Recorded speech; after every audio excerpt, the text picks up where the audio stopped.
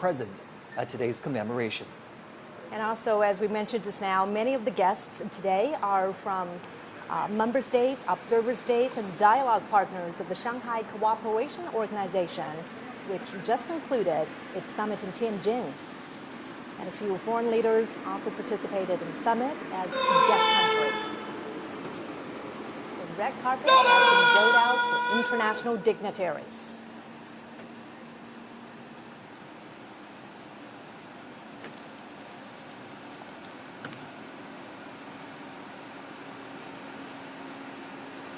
If you're just joining us now, international dignitaries are arriving at a red carpet rolled out for them at the Duanmen gate.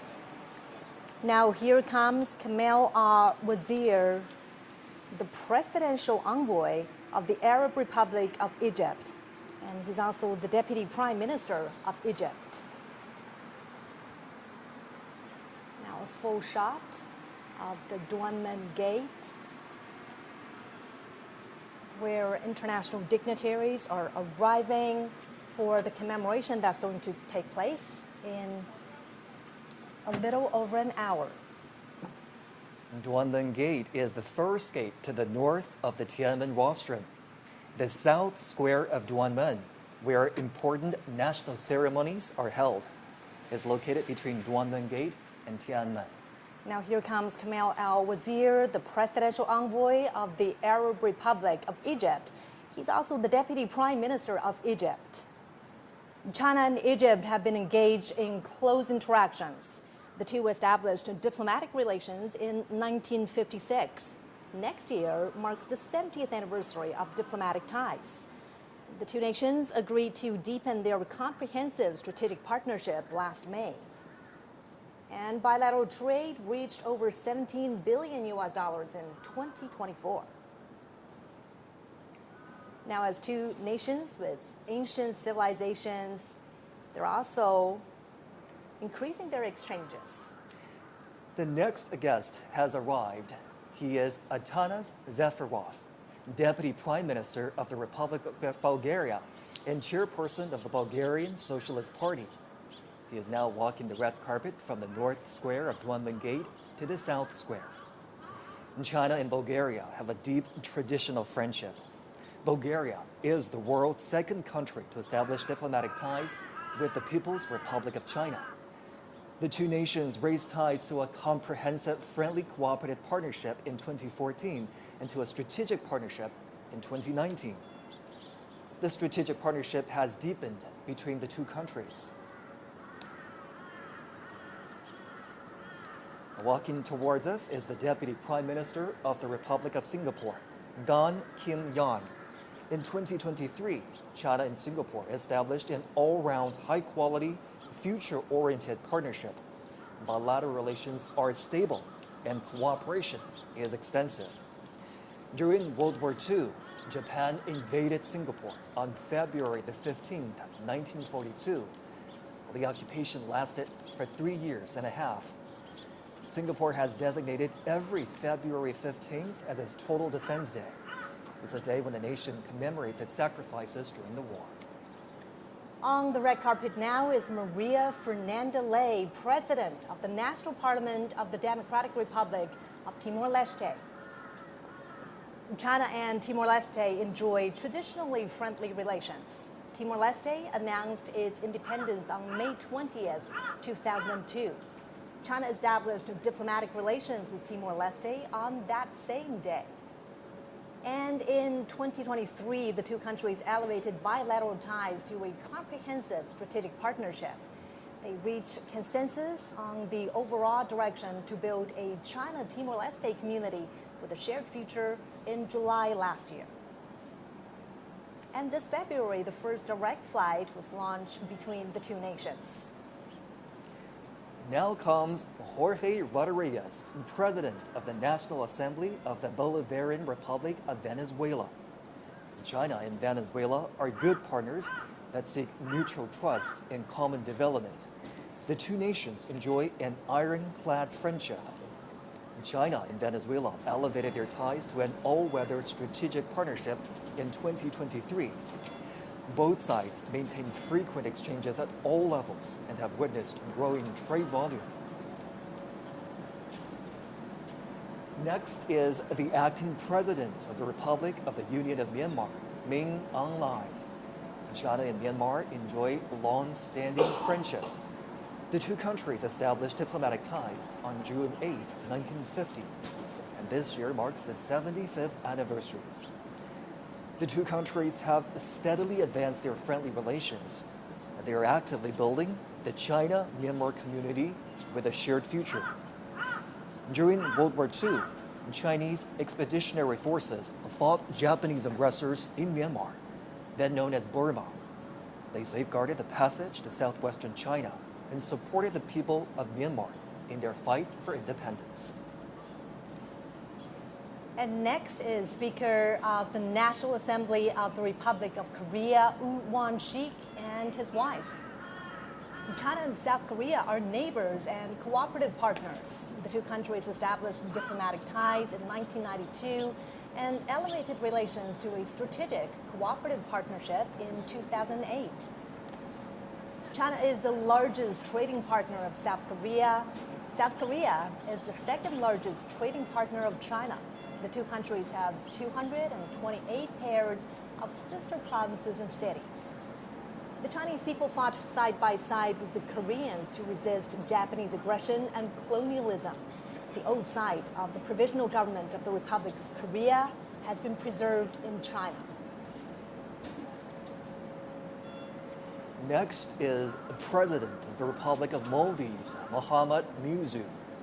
The president made his first state visit to China in January 2024 and was the first foreign leader to visit China that year. The two heads of state upgraded their relations to a comprehensive strategic cooperative partnership. Trade cooperation between the Maldives and China began in 1981. Since then, they have maintained good momentum, with tourism a significant part. Chinese tourists comprise the biggest share of Maldives' international tourism. They have expanded exchanges and cooperation in key sectors such as education, culture, and health. Now, Prime Minister of the Republic of Armenia, Nikol Pashinyan. Also accompanying him is his wife. China and Armenia have maintained healthy and stable momentum in bilateral ties since establishing diplomatic relations in 1992. Their ties were upgraded to a strategic partnership on August 31st, when Chinese President Xi met with Prime Minister Pashinyan in Tianjin. In 2024, bilateral trade rose 15% to $1.8 billion. In January 2020, their mutual free visa policy took effect.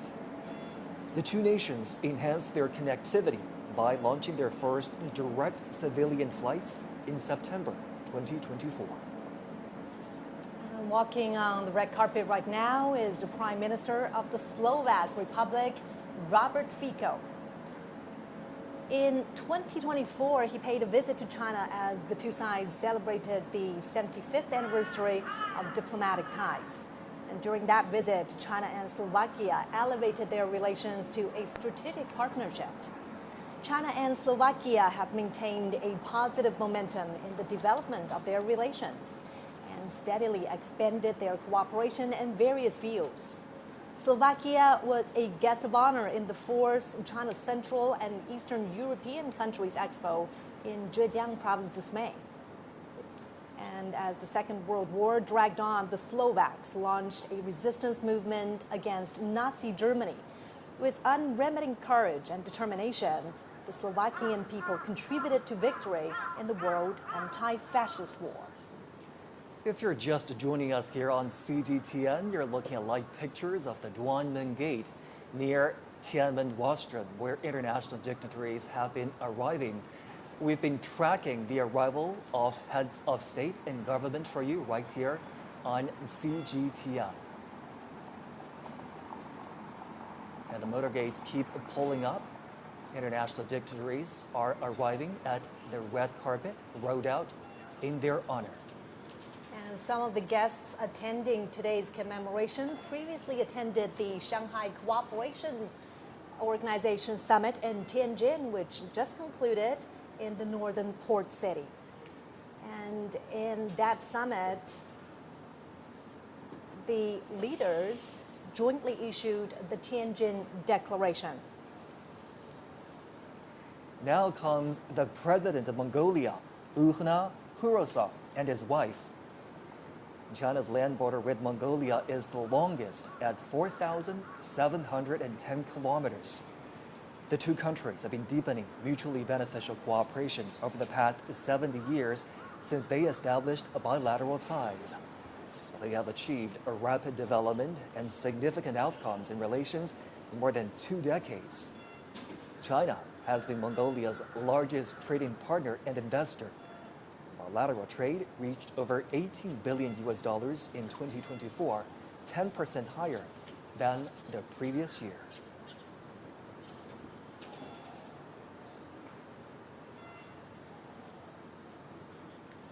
And this is the president of Turkmenistan, Serdar Berdimuhamedov. In 2023, China and Turkmenistan established a comprehensive strategic partnership and announced that they will build a community with a shared future at a bilateral level. Trade volume has reached nearly $5 billion in the first half of this year. China and Turkmenistan have jointly built 3 gas pipelines connecting China and Central Asia. Cultural exchanges between these two countries are frequent. The Chinese language is taught in elementary and middle schools in Turkmenistan. On the red carpet now, our first secretary of the Central Committee of the Communist Party of Cuba and president of the Republic of Cuba, Miguel Diaz-Canel, and his wife. Cuba was the first country in Latin America to establish diplomatic ties with the People's Republic of China. This year marks their 65th anniversary. In the past 65 years, China and Cuba have always trusted and supported each other, setting an example for unity and cooperation between socialist countries and mutual assistance with sincerity among developing countries. In World War II, Cuba provided military support and supplies to the Allied forces. Now on the red carpet is President of the Kyrgyz Republic, Sadir Japarov. China and Kyrgyzstan are connected by mountains and rivers, and the two peoples are connected heart to heart. Their relations have seen great development in recent years. In 2023, the two countries established a new era all-round strategic partnership and announced the building of a China-Kyrgyzstan community with a shared future of good neighborliness and shared prosperity. China is Kyrgyzstan's largest trading partner. Bilateral trade in the first half of this year has increased by 53% from a year ago to over $14 billion.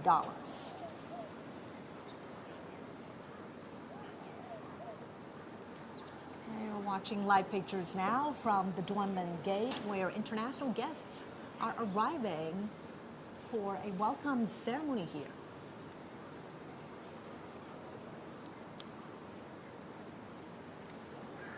And now we are seeing pictures of the President of the Republic of Azerbaijan, Ilham Aliyev, and his wife. President Aliyev has visited China several times. China-Azerbaijan ties have been close despite the long distance and have strengthened in recent years. The two countries have had close, high-level communications in recent years. This April, the two heads of state announced a comprehensive strategic partnership between China and Azerbaijan. And on the red carpet now are Prime Minister of Malaysia, Anwar Ibrahim, and his wife. China and Malaysia have long-standing friendships. And of course, this friendship is born out of their long history, cultivated by cultural integration, strengthened in mutually beneficial cooperation, and forged in difficult times. In April, they agreed to build a high-level strategic China-Malaysia community with a shared future. During World War II, overseas Chinese in Malaysia launched a fundraising campaign for China's war of resistance against Japanese aggression. Over 1,000 Nanyang volunteer mechanics and drivers sacrificed their lives while transporting military supplies on the Yunnan-Burma highway to the front lines in China.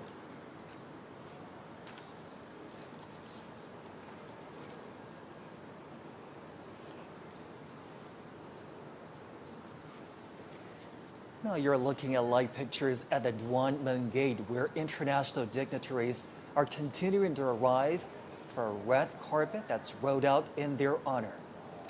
The Duanmen gate is just north of the Tiananmen rostrum.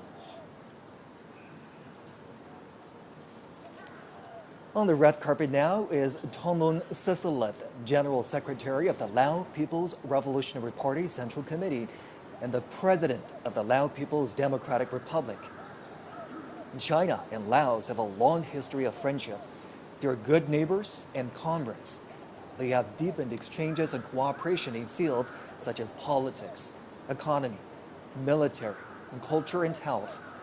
They also coordinate and cooperate closely in regional and international affairs.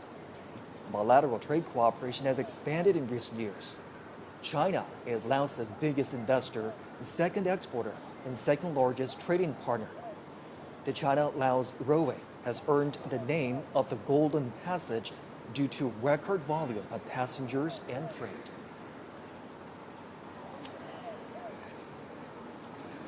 We're watching live pictures from the heart of Beijing, from inside the Forbidden City, the Duanmen Gate, where the red carpet is rolled out for international dignitaries attending the commemoration to mark the 80th anniversary of China's victory in the Chinese People's War of Resistance against Japanese aggression, as well as the World Anti-Fascist War.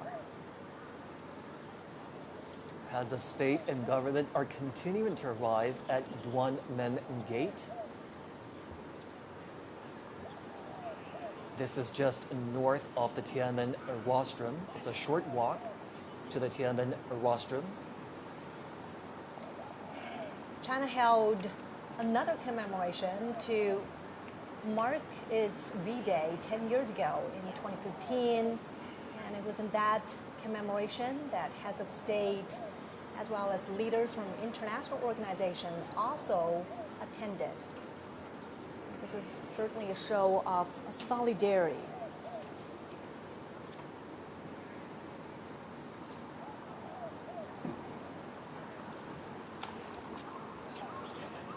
We're moments away now from the commemoration.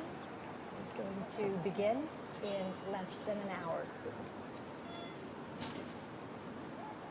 And now the next guest has arrived. The President of the Republic of Serbia, Aleksandar Vučić, and his wife. President Vučić has always promoted China-Serbia cooperation and exchanges. The two nations are advancing the high-quality development of a China-Serbia community with a shared future. They are ironclad friends who help each other in hard times.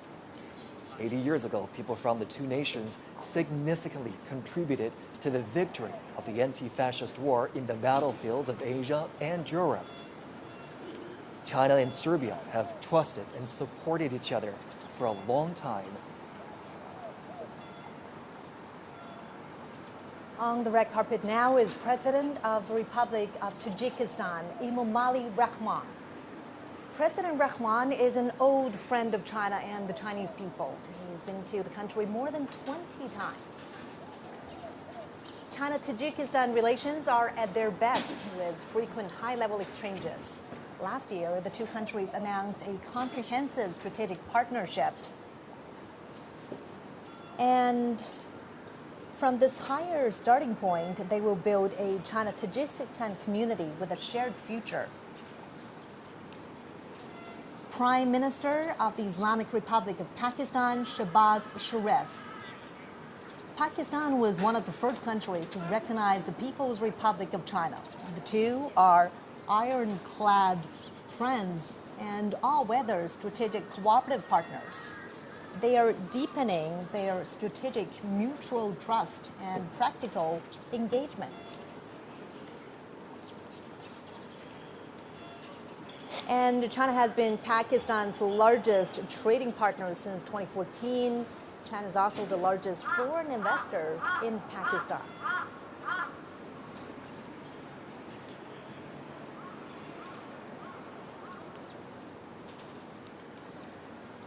Next, the President of the Republic of Belarus, Alexander Lukashenko. This is Lukashenko's 16th visit to China. China and Belarus have treated each other with sincerity and trust. As all-weather, comprehensive strategic partners, the two have maintained close, high-level exchanges and achieved milestones in their expanded bilateral cooperation. On May the 9th, the Chinese PLA Guard of Honor attended the military parade in the Belarusian capital of Minsk to commemorate the victory of the former Soviet Union's Great Patriotic War. President of the Republic of Zimbabwe, Emerson Mnangagwa. In 2024, President Mnangagwa made a state visit to China and attended the China-Africa Cooperation Forum Summit in Beijing. He did his military training in China in the 1960s and had a deep bond with the Chinese People's Liberation Army. The two countries and the two parties share similar thoughts. Now, President of the Islamic Republic of Iran, Masoud Pezeshkian, and his daughter, Zahra Pezeshkian. China and Iran have a long-standing friendship. In their 54 years of diplomatic ties, their relations have always been stable and healthy. In 2016, Chinese President Xi Jinping made a state visit to Iran. The two countries established a comprehensive strategic partnership.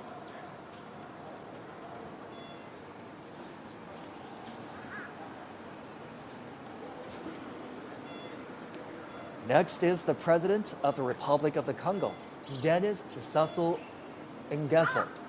Among African leaders, he is one of those who has made the most visits to China and met with Chinese President Xi Jinping. The two heads of state have a deep friendship. The Republic of the Congo is China's ironclad friend. Bilateral ties were upgraded to a comprehensive strategic cooperative partnership in 2016. The two countries marked the 60th anniversary of diplomatic ties last year, when President Sassou was in Beijing for a state visit and the Forum on China-Africa Cooperation Summit.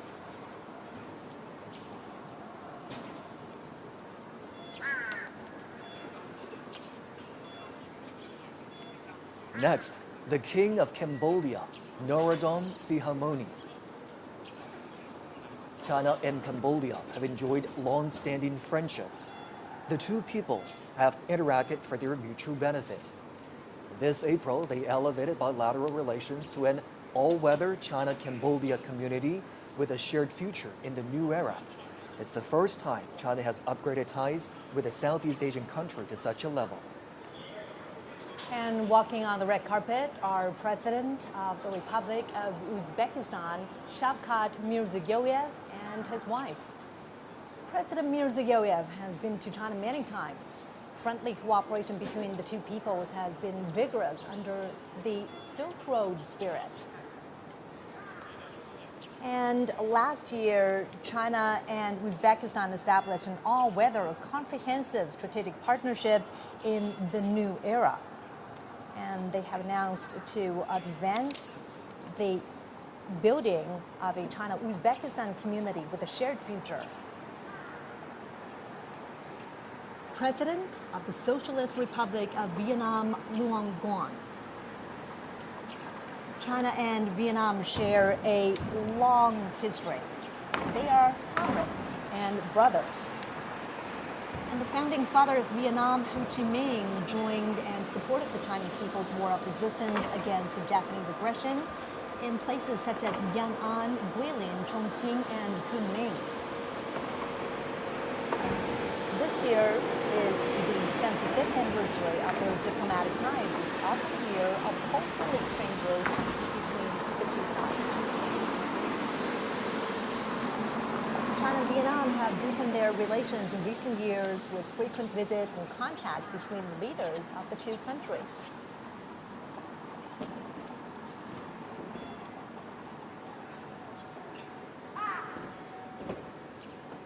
And now, Prime Minister of Nepal, KP Sharma Ali, and his wife. Connected by mountains and rivers, China and Nepal have a long history of friendly exchanges. This year is the 70th anniversary of their diplomatic ties. The two countries have seen healthy and stable development in bilateral relations and strengthened political trust. China and Nepal have also expanded cooperation in various fields and under the Belt and Road Initiative. In 2019, their relations were upgraded to a strategic partnership of cooperation, featuring everlasting friendship for development and prosperity. And this partnership continues to deepen. And again, CGTN is bringing you live pictures from the heart of Beijing, the Duanmen Gate, which is to the north of the Forbidden City.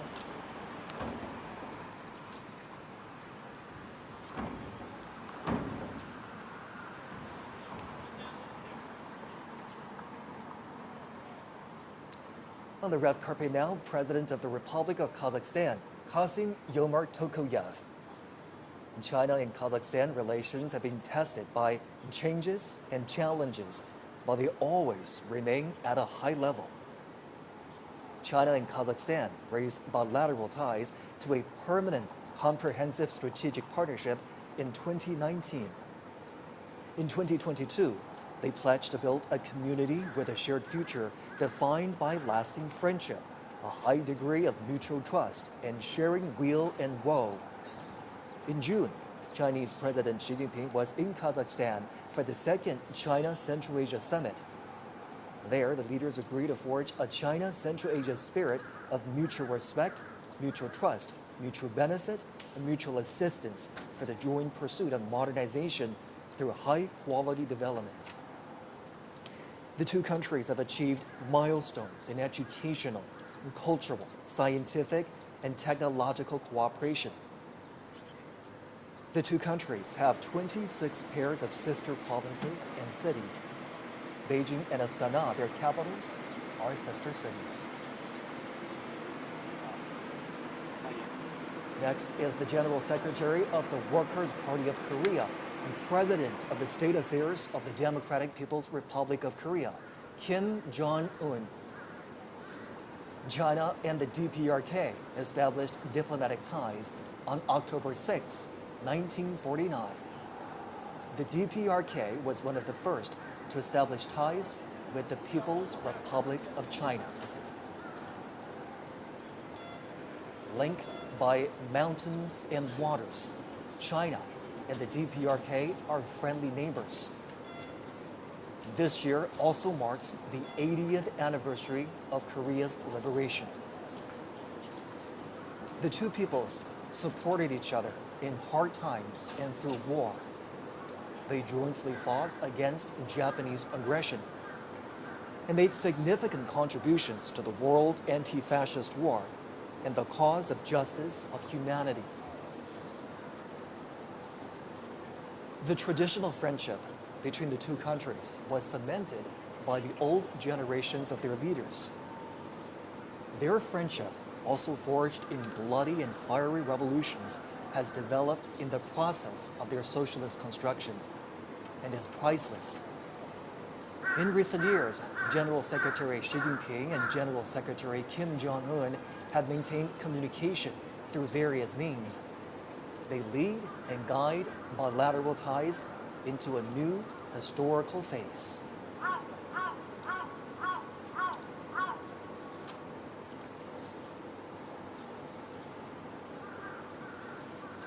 At the invitation of Chinese President Xi Jinping, dozens of heads of state and government will attend today's commemoration in Beijing.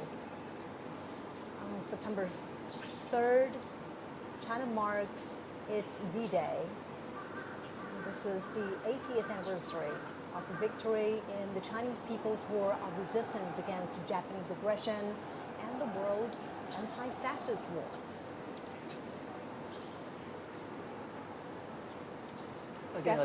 Again, another look at the Duanmen Gate just north of the Tiananmen rostrum. The red carpet has rolled out to welcome the arrival of international dignitaries. We've been tracking the arrival of heads of state and government for you right here on CGTN. One by one, their motorcades pulled up and the leaders arrive for the commemoration of the 80th anniversary of the victory of the Chinese People's War of Resistance against Japanese aggression and the World Anti-Fascist War. A commemoration ceremony and a grand military parade are going to take place on Tiananmen Square and along Chang'an Avenue in less than an hour. We have different teams of reporters covering this event for us. Obviously, the military parade will be the highlight of the day and the highlight of the commemoration. We do understand that new armaments and equipment will be shown in that military parade. They are domestically made, and also they are all active combat gear. And at this moment, the Tiananmen Square is decorated and ready for the commemoration. Troops and armaments, as we speak, are lining up along Chang'an Avenue. They're ready for the inspection of the Commander-in-Chief.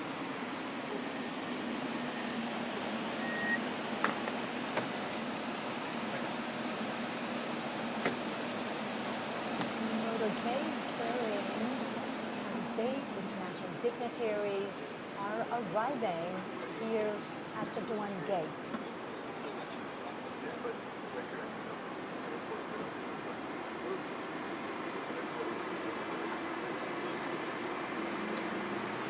On the red carpet right now is President Prabowo Subianto of the Republic of Indonesia.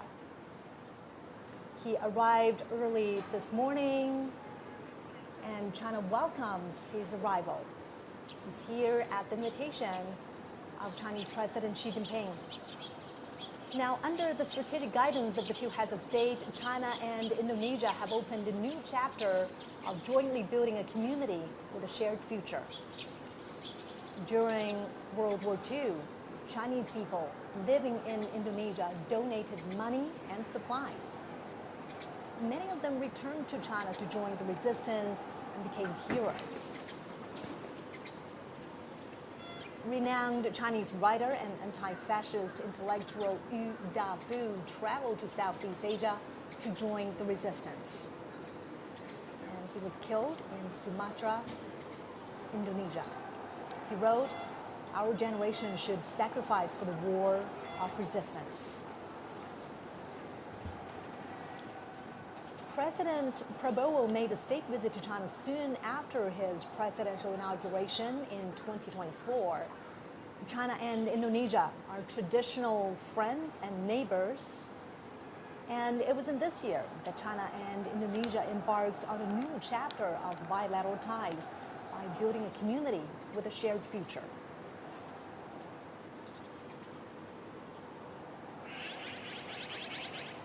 International dignitaries are continuing to arrive at Duanmen Gate, just north of the Tiananmen rostrum in the heart of the Chinese capital. There, a red carpet has been rolled out in honor of the visiting dignitaries. They are heads of state and government who will be participating in the commemoration today of the 80th anniversary of the victory of the Chinese People's War of Resistance against Japanese aggression and the World Anti-Fascist War. Later on, a military parade will take place on the Chang'an Avenue, an east to west major thoroughfare, cutting right through the heart of the Chinese capital, Beijing. CGTN will have full coverage of the commemoration today. Make sure you do stay with us right here on CGTN.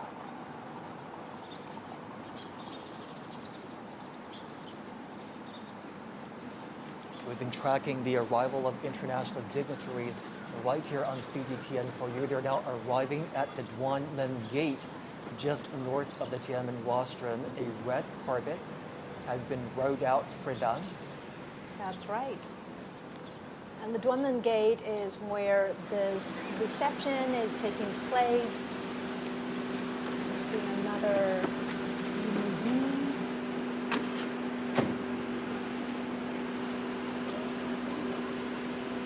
President of the Russian Federation, Vladimir Putin.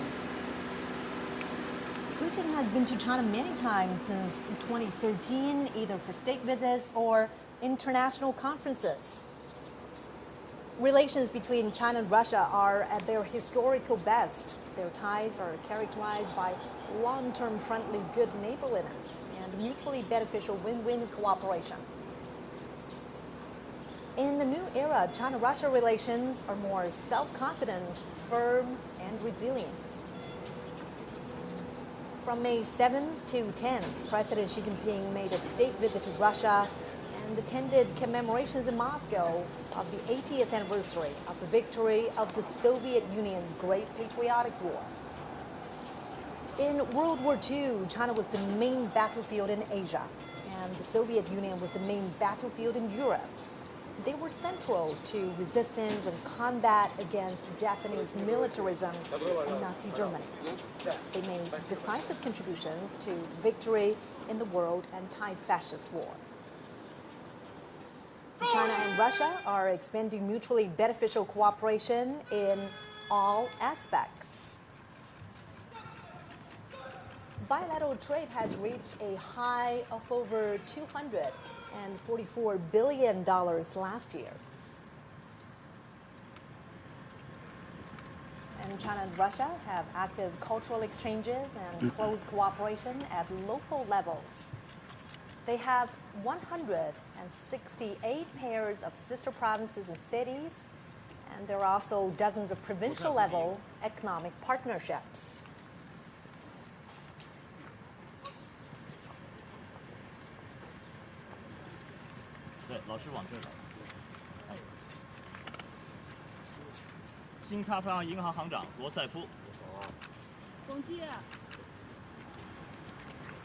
Remembering history, honoring the fallen heroes, cherishing peace, and creating a better future.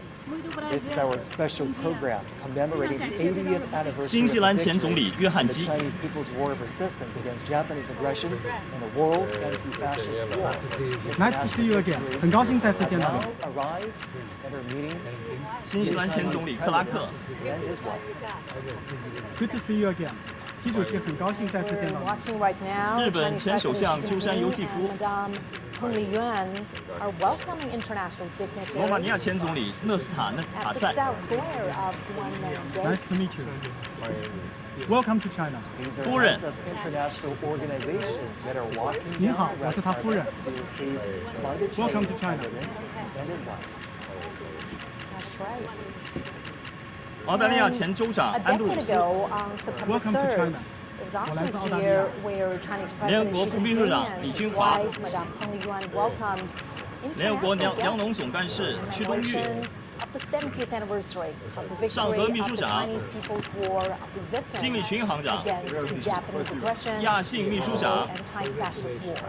上合反恐机构主任吉安条约组织秘书长独联体秘书长欧亚经济委员会执行委员会主任 Many of 希腊前总理帕潘德里欧 today, 意大利前总理达莱马 Shanghai 瑞士前总理毛莱尔 Tianjin 比利时前首相莱特姆 匈牙利外长 That's 吉 right. 亚尔 And 多 President Xi says Welcome. the SCO is a 主席您好，劳雷很高兴见到 for 你。 world peace and development.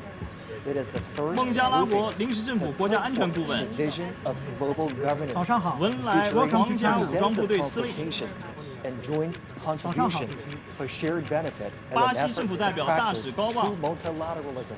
巴西总统首席 He 特别 also 顾问 said 阿莫 the 林 SCO always stands on the side of international 土耳其 fairness 总统代表外 and 长费 justice, 丹 and champions inclusiveness and mutual Good morning. learning 土耳其总 between 统代表 civilizations 能源部长 and opposes Welcome to China. hegemonism.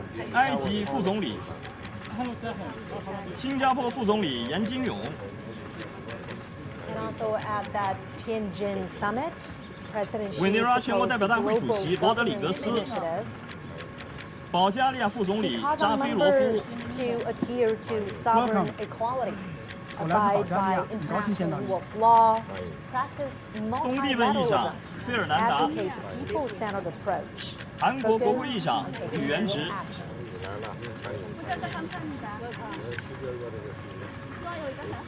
The Chinese president and his wife greeting the 尼泊尔 international 总理 dignitaries 奥 that 利， have arrived in 很高兴 Beijing 再 for 见。 the commemoration of the 80th 斯洛伐克总理 anniversary 菲佐， of the victory of the Chinese People's War of Resistance against Good to see you Japanese again. aggression and the world 很高兴再次 anti-fascist 见到你 war.，祝贺！越南国家主席梁强， We're watching live pictures from the heart of Beijing, the Duanmen 伊朗总统 Gate, 及女儿 of the Forbidden City. Dozens 米昂莱代总统， state leaders of international organizations 阿塞拜疆总统和夫人， on the red carpet. In about half an 马尔代 hour, 夫总统， the commemoration ceremony Welcome will to China. begin 很高兴再次见到你。武契奇总统和夫人， As part of this commemoration, a grand military parade will also take place. 蒙古总统和夫人， Armaments are standing by ready along Chang'an Avenue as we speak. 津巴布韦总统姆南加古瓦， Welcome to China. 很高兴再次见到你。刚果布总统萨苏，哈萨克斯坦总统托卡耶夫， Early morning in Beijing, CCTV 印尼 is 总统普拉博沃， broadcasting live to a global audience. Thank you for being here. 亚美尼亚总理及夫人，西哈莫尼 President 国王 is saying to his guests, welcome, welcome. 米尔基耶夫总统和夫人，昨天的会见非常好。 As 卢卡申科总统， international guests are arriving, later on they will pose for a group 拉赫 photo. 蒙总统， And here's what we know about the commemoration that will 扎帕罗夫 happen 总 later 统， today. The Chinese president will deliver an 比尔 important 德穆哈梅 speech 多夫 at 总 the 统， commemoration. 通伦 And the 总统， commemoration includes a massive military 很 parade, 高兴再次见到你。 which is composed of Welcome two to China. parts, the inspection of the troops and the march past, lasting approximately 70 minutes. Welcome to China. 总书记，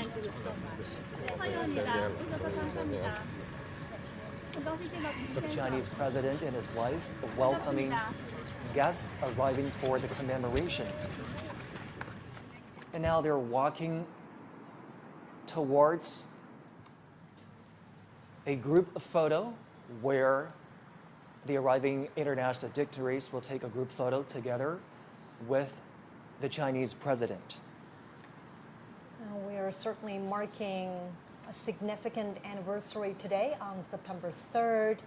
China is commemorating the 80th anniversary of the victory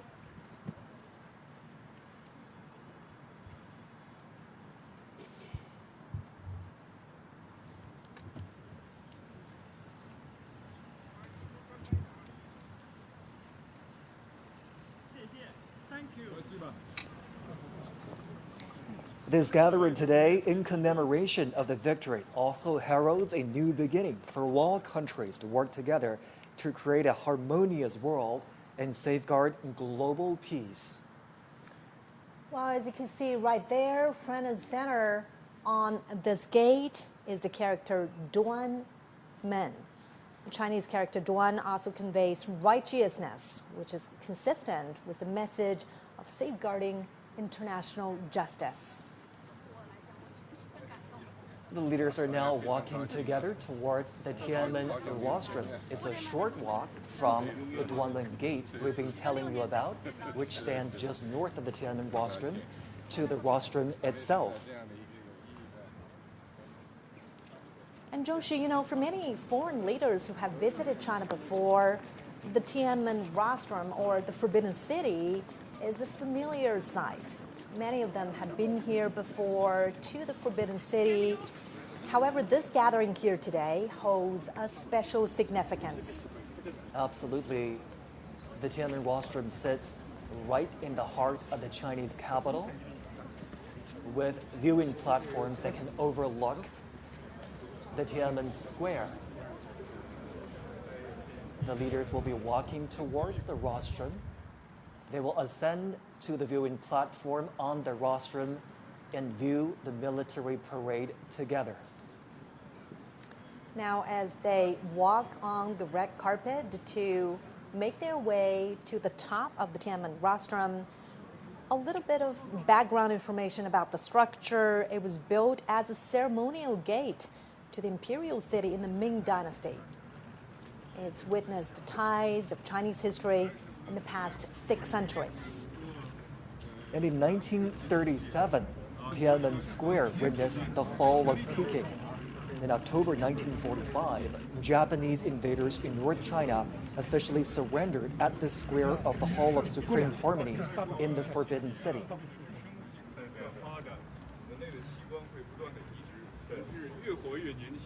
Today's commemoration is certainly a big national event, a military event as well, as troops and armaments are standing by ready for the inspection. It is also a significant diplomatic event, as heads of state, leaders of international organizations are convening here to review the commemoration and the parade. The leaders are making full use of this time as they walk together to the Tiananmen rostrum, engaging in friendly chit-chat and conversations. And today, the Tiananmen rostrum, steeped in the depths of history, will again witness new glory.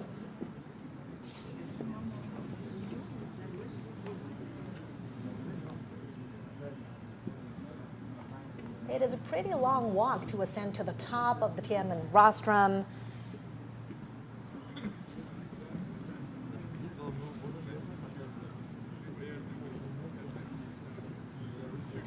"80 decades ago, World War II ended with over 100 million casualties among soldiers and civilians worldwide. Chinese casualties were more than 35 million. And today is about commemorating the victory in that war, in the Chinese People's War of Resistance against Japanese aggression, as well as the World Anti-Fascist War. And now the leaders are arriving at that expansive viewing platform up on the Tiananmen rostrum.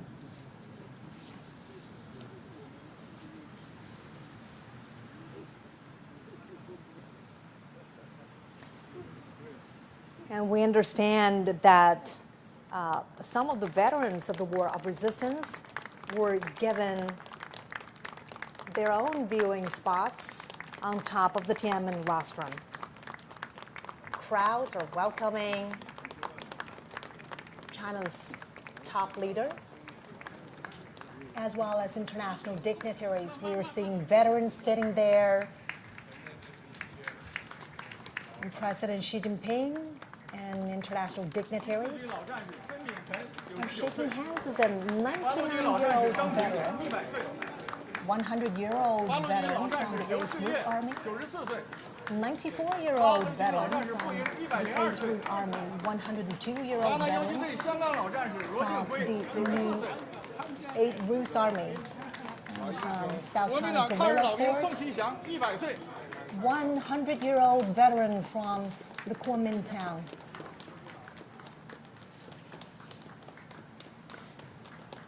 And during the fight against the Japanese aggression, the Chinese people established a national united front to safeguard their homeland. Obviously, the Chinese president was very pleased to see the veterans present up on the Tiananmen rostrum. He even introduced the veterans to his guests there, and shaking hands with the veterans, greeting them, welcoming them to this very important commemoration. And the veterans represent the legacies of this long-fought war. And their spirit of resilience, of peace, of perseverance still echo on every inch of China's soil now. It's certainly a very heartwarming scene there to have the veterans seated up on the Tiananmen rostrum. They are the real heroes and role models, and they motivate us to keep pushing forward. The victory of the Chinese People's War of Resistance against Japanese aggression is a glory shared by the Chinese nation and also people worldwide who stand for justice. Professor Gao, Mr. Zhou, let's bring you in for this part. Obviously, the veterans are seated, out there on the Tiananmen rostrum so that they have an opportunity to participate in the commemoration today. What do you make of that arrangement, Professor Gao? Well, I think this is really the right thing to do because they fought against the Japanese aggressors. They shed their blood, and they have always been honored by the People's Republic, by the Chinese people, and now they are in the center of this reviewing process of the parade to commemorate the 80th year anniversary of the victory against Japanese aggression. And I think we all hail them as the real heroes defending China's sovereignty and territorial integrity and fighting off the Japanese aggressors. Real heroes and real witnesses, not only to the atrocities of the war, but more importantly to the final victory. And we're so happy that they get to see the commemoration today. Mr. Zhou, your thoughts? Well, I think I can't agree more with Victor Gao about the importance of having these veterans standing on Tiananmen Square. I think it's rare, It won't be easy for us to see these people right now because they're all very old people, but they're still alive, but they can still see how strong China is today, in which they have made their due and a great contribution. So I think that is indeed a great honor for them to be there and for us to see them there. Now, many of these veterans fought under extremely harsh conditions: poverty, famine, the lack of military resources. What does their perseverance teach us about the spirits of, resilience and courage? And, besides honoring them in events like this, what more could we do, Professor Gao, to really weave their legacies more into everyday life? I think these veterans 80 years ago, or more than 80 years ago, fought against Japanese aggressors not only as soldiers, but they were true representatives of the Chinese nation, true representative of the Chinese culture and the Chinese civilization. In their bodies, I can see the most splendid and the glorious part of the Chinese civilization. So they became the epitome of the Chinese nation. They became the epitome of the Chinese civilization.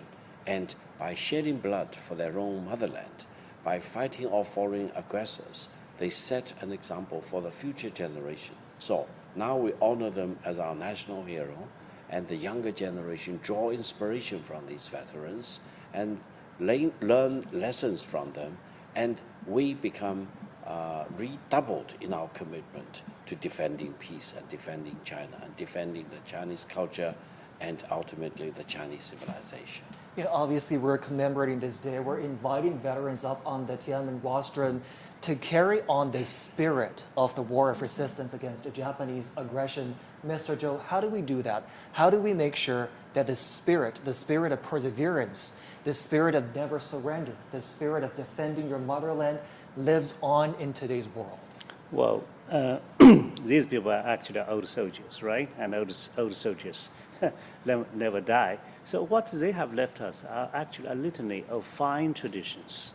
But if you look at the PLA today, you would find it so interesting to see that how small they were at that time and how ill-equipped they were at that time.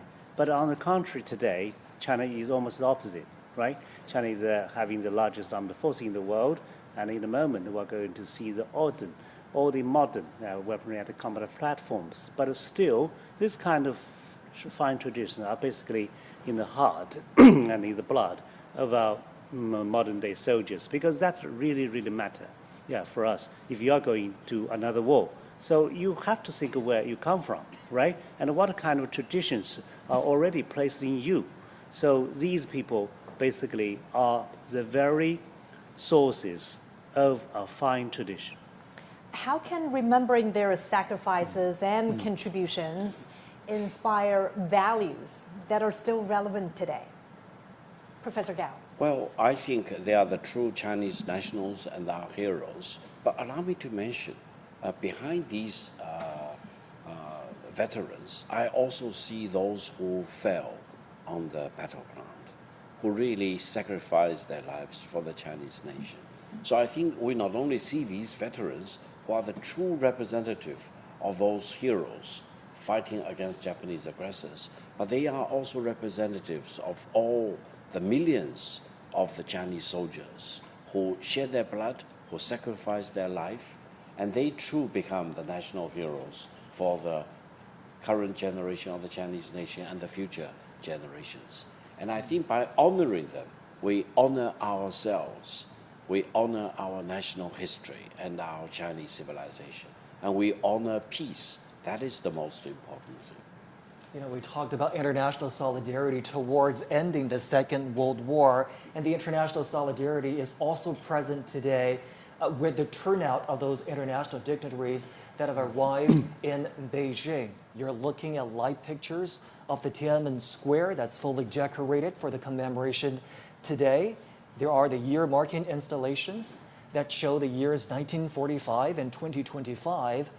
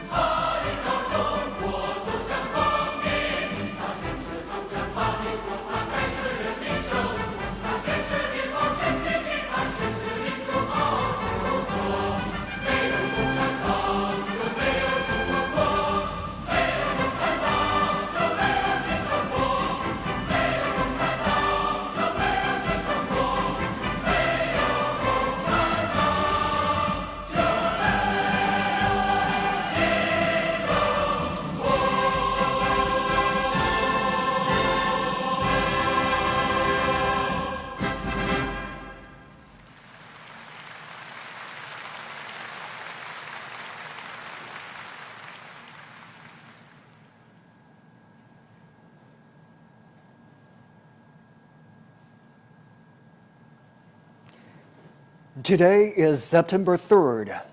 In the capital, Beijing, the commemoration of the 80th anniversary of the victory of the Chinese People's War of Resistance against Japanese aggression in the World Anti-Fascist War will begin soon. CGTN is broadcasting the commemoration live to global audiences.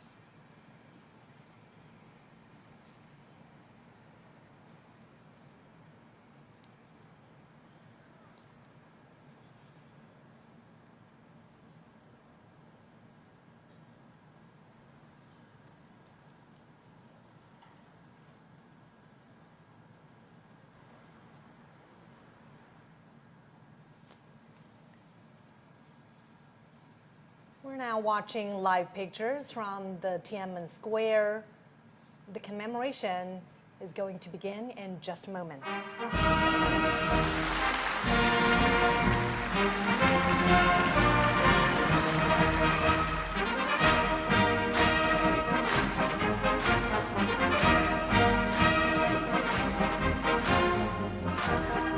State and party leaders Xi Jinping, Li Qiang, 赵乐际、王沪宁、蔡奇、丁薛祥、李希 and Han Zheng have come to the Tiananmen rostrum.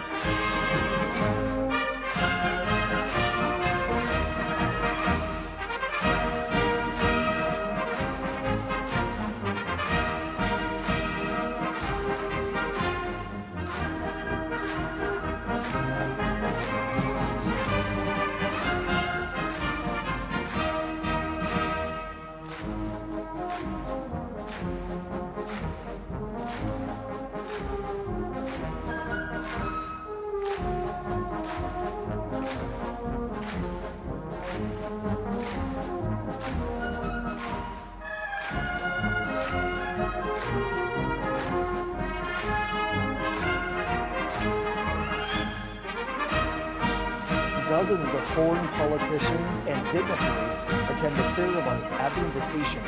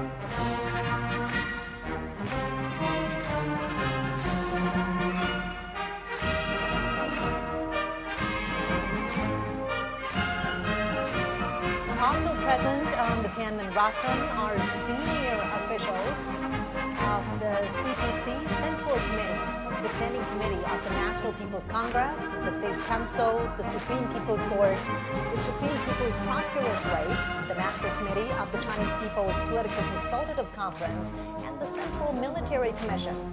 Retired leaders of the party and the state, some veteran soldiers who participated in the War of Resistance, representatives of Kuomintang veteran soldiers who had fought the Japanese aggression, family members of Kuomintang high-ranking officers who had died in the War of Resistance, representatives of those who received awards for their service, and representatives of Hong Kong, Macau, and Taiwan compatriots, as well as overseas Chinese, are also present on the Tiananmen rostrum.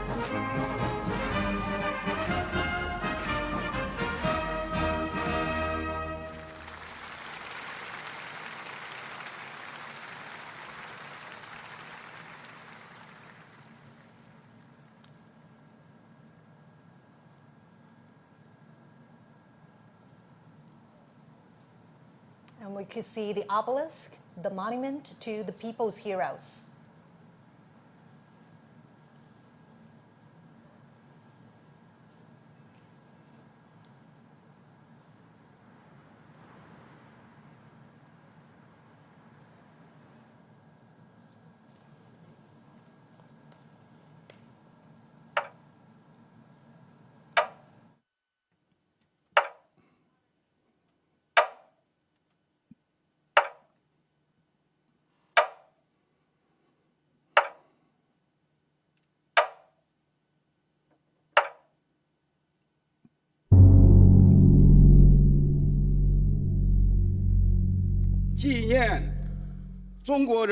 The commemoration of the 80th anniversary of the victory of the Chinese People's War of Resistance against Japanese aggression and the World Anti-Fascist War now begins.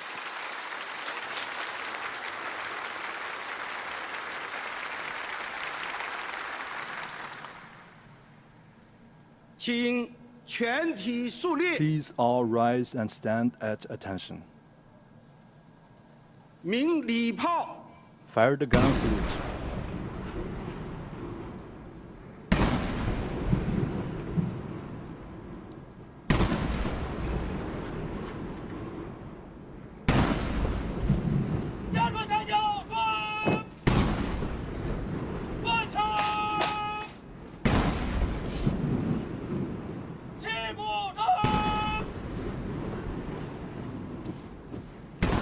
An 80-gun salute is fired to mark the 80 years since the victory of the War of Resistance. The thunder of guns resembles roars of soldiers on the battleground. It is also like a song of triumph, transcending the time and space to tell our fallen heroes. China today is a great country with majestic mountains and rivers, and its people are full of pride and ambition. Great changes have taken place over the 80 years from 1945 to 2025. Today, China is safeguarding world peace and contributing to the progress of human civilization with fearless strength and determination.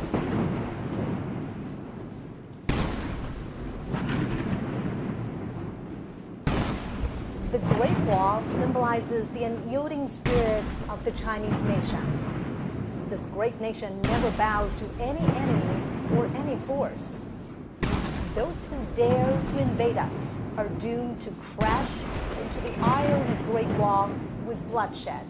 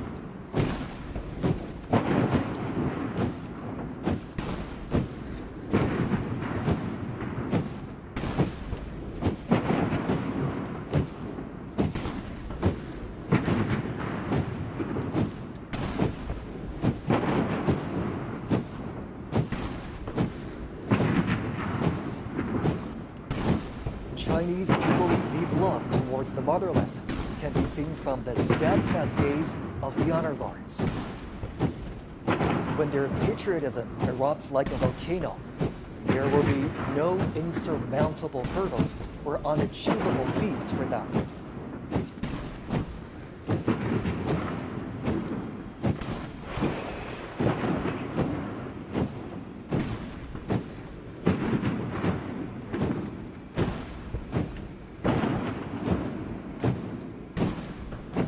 The wheel of history never stops.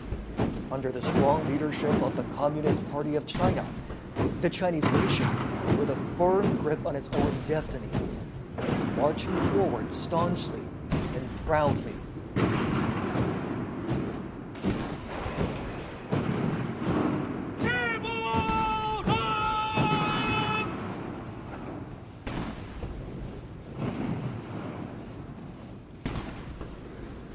From the monument of the people's heroes to the national flagpole, and from the great victory to the great rejuvenation, the Chinese nation has walked a long way of innumerable difficulties and hardships. This is a road to national independence and people's liberation. It is also a road to national dignity, prosperity, and strength, and a road to Chinese modernization and a global community with a shared future.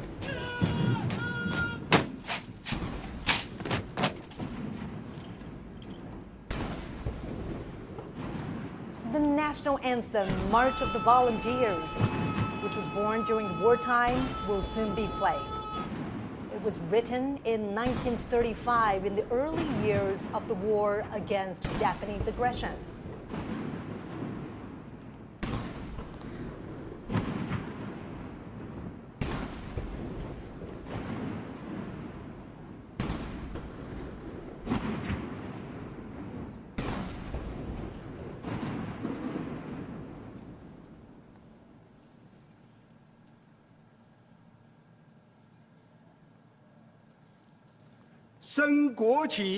Raise the national flag and sing the national anthem.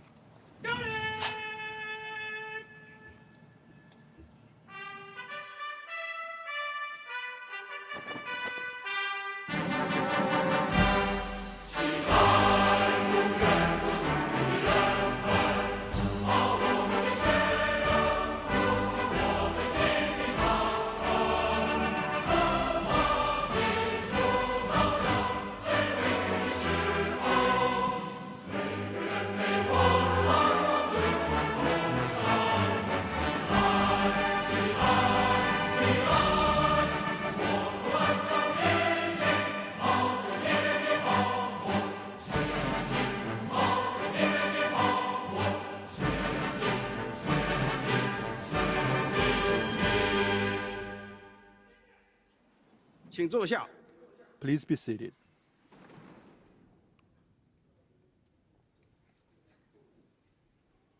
I invite General Secretary of the CPC Central Committee, President of the People's Republic of China, and Chairman of the Central Military Commission, Comrade Xi Jinping, to deliver an important speech.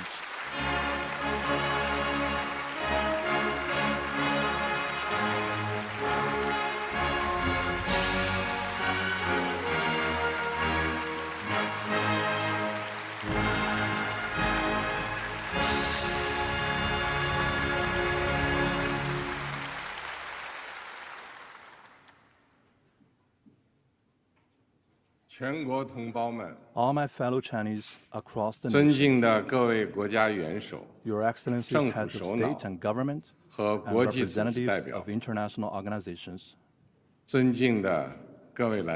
distinguished guests, all officers and soldiers participating in the parade, comrades and friends.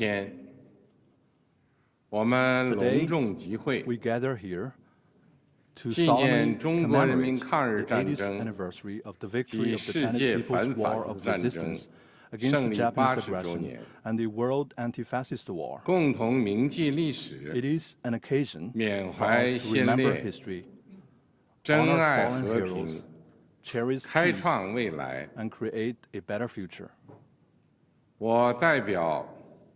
On behalf of the Central Committee of the Communist Party of China, the National People's Congress, the State Council, the National Committee of the Chinese People's Political Consultative Conference, and the Central Military Commission, I would like to pay high tribute to our veteran soldiers and comrades, patriots, and officers who fought in the war of resistance against Japanese aggression, and to the Chinese nationals from home and abroad who made important contributions to our victory.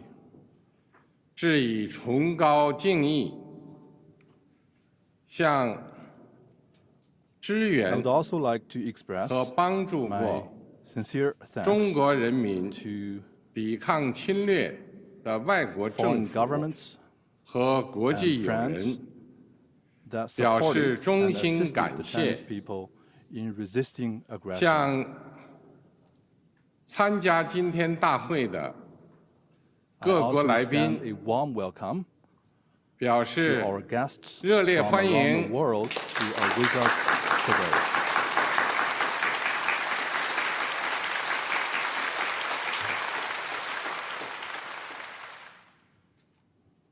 同志们、朋友们， Comrades and friends, 中国人民抗日战争 the Chinese people's 是 war 艰 of 苦卓 resistance 绝 against 的 the Japanese aggression 伟大战 was the 争， great war fought with tenacity 在中 and 国 valor 共产党倡导建立的 under the banner of the 抗日民族统一 National 战线 United 旗之下 Front，against Japanese aggression 中 established 国人 at 民 the 以铮 initiative 铮 of 铁 the 骨 Communist Party of 战 China, 强敌， the Chinese people 以 stood 血肉 up 之 to 躯 fight the 筑 formidable 长 enemy 城， within iron view 取 and 得 formed a 近代 great 以 war 来 with flesh and blood to 反抗 defend the 外敌 nation 入侵 and 的 ultimately achieved 第一 the 次 first complete 完 victory 全胜利。 in resisting foreign aggression in modern times. 中国人民抗日战争 The Chinese 是 people's 世 war 界 of 反 resistance 法西 against 斯 the 战 Japanese 争 aggression 的 was 重 an 要组 important 成 part 部 of the 分。 world anti-fascist war.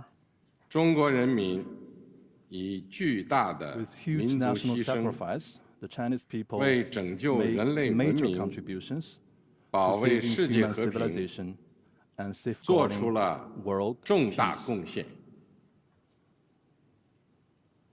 历史警示我们， History cautions us 人类命运休 that 戚与共。 humanity rises and falls together 各个国家、各个民族只有 only 平等 when 相 all 待、 countries and 和 nations 睦相处、 treat each other 守 as 望 equals, 相助， coexist in 才 peace 能维 and 护 support each 共 other, 同安全， can we uphold common 消灭 security, 战争根源， eradicate the root cause of 不 war, 让历史悲 and 剧 prevent 重演。 the reoccurrence of historical tragedies. 同志们、朋友们， Comrades and friends, 中华民族是不畏强暴 the，Chinese nation is the 自立 great 自 nation 强 that 的 is 伟大 never 民族。 intimidated by any bullies 当年 and always values 面对 independence 正 and 义与 forges 邪 ahead. 恶、光明 In the 与 past, 黑 when 暗、 faced with critical struggles 进 between 步与 good and 反动 evil, 的 light and 生死 darkness, 较量， progress and reaction, the Chinese 中 people 国人民同仇 rallied 敌忾， together to defy 奋起 the 反 enemy. 抗，为国家生存而战， They fought for the 为 survival 民 of the 族复 country, 兴而战， for the rejuvenation 为 of the 人 Chinese 类 nation, 正义而 and 战。 for justice of the whole humanity. 今天，人类又面 Today, 临和平还是战争 humanity again has to choose 对话 between 还 peace 是对 and 抗 war, dialogue 共 and 赢还是 confrontation, 零和的抉择。 win-win cooperation and zero-sum game. 中国人民坚定站在历史 The 正确 Chinese 一边 people，firmly stand 站 on 在 the right 人类 side 文 of 明 history 进步 and the 一边， progress of human civilization. 坚持走和平发展道 We 路， will remain committed to the path 与 of 各国 peaceful 人民 development 携手 and 构 join 建 hands with all 人类 peoples 命 around the 运共 world 同体 in。building a community with a shared future for humanity. 中国人民解放军 The Chinese People's 始 Liberation 终是 Army has been 党和人 and 民 will always be 完全可以 the 信赖 heroic 的 armed 英 forces that 雄 the 部队， party and the people can fully 全 trust 军 and 将 rely 士 on. 要忠实履行神圣 All 职 service 责， members should 加快 faithfully 建设 perform their 世界 sacred 一 duties, 流军队， speed up the building of a 坚决维 world-class 护 military, 国家主 and 权、 firmly 统 safeguard 一， China's 领 sovereignty, 土完整， unity, and territorial integrity. 为实现中华民族伟大 All 复兴 service members should 提 provide 供战略支 strategic 撑， support for the great 为 rejuvenation of the 世界 Chinese 和平 nation 与发 and make 展 greater 做 contributions 出 to the 更大 peace 贡 and 献。 development of the world.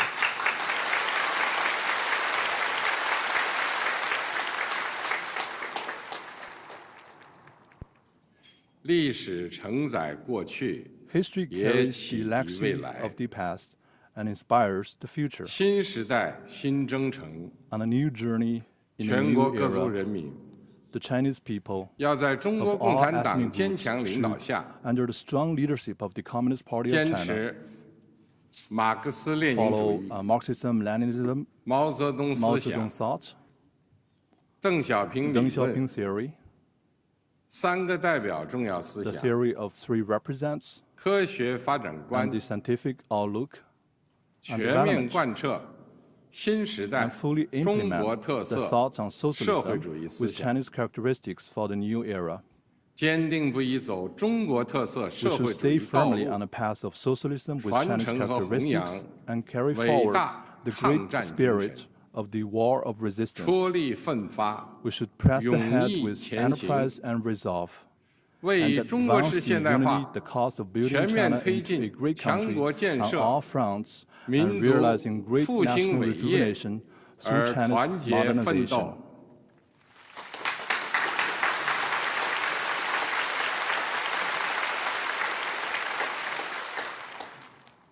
中华民族伟大复兴势 The 不可 great 挡， rejuvenation of the Chinese 人类 nation 和 is 平与发展的 irresistible. 崇高 The 事 noble 业 cause of peace 必 and 将胜 development 利。 of humanity will prevail.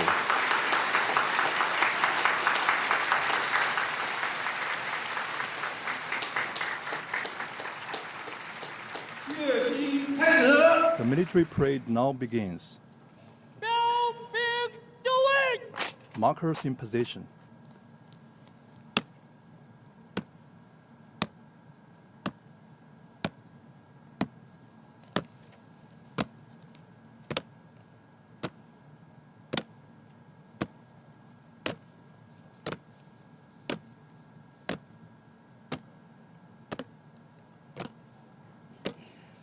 The parade guards mark positions and boundaries at the parade ground. 60 soldiers will line up in front of the eastern and western ornament columns on the Duanmen Square.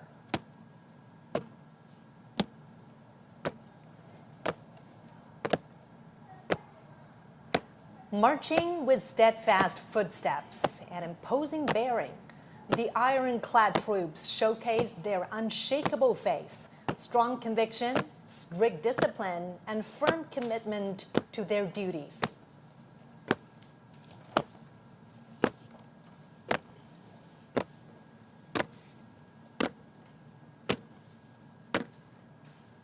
Standing firm on the ground of the motherland and bearing the hope of the Chinese nation, the heroic People's Liberation Army has forged ahead dauntlessly throughout wars, achieving great historic feats for the party and the people.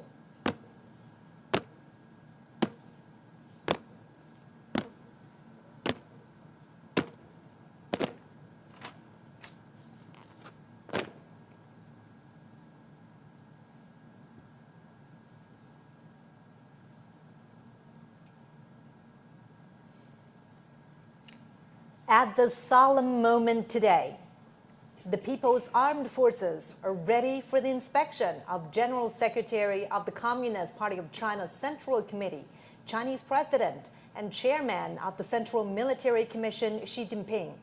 They are also ready to be reviewed by the party and the people.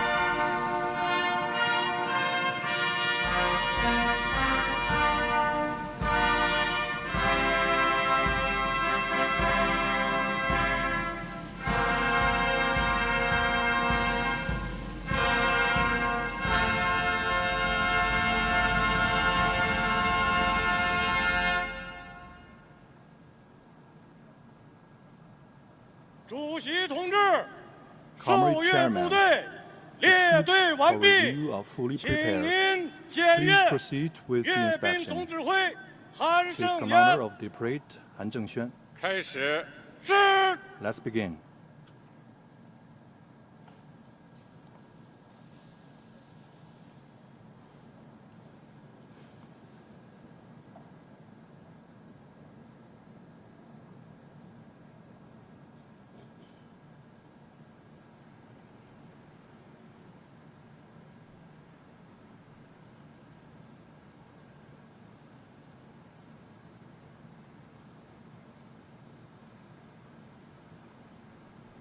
Next, President Xi will pay an eye salute to the party national and military flags.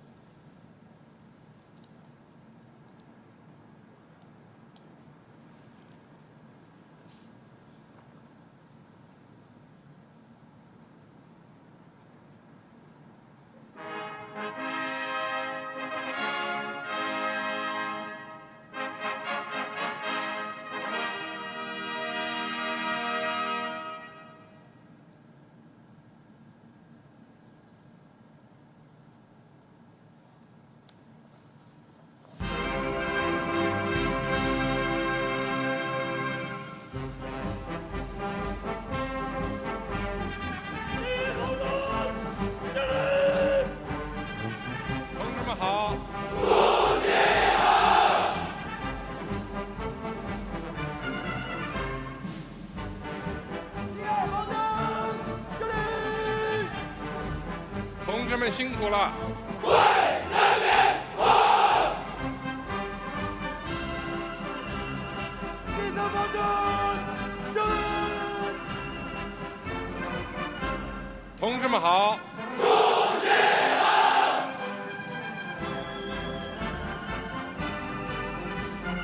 第四方针，敬礼。同志们辛苦了。为人民服务。 In a typical back and forth, President Xi says, "Salute to you, comrades," and the soldiers reply, "Hail to chairman." The president then says, "Comrades, thank you for your hard work." To which the soldiers reply, "We serve the people."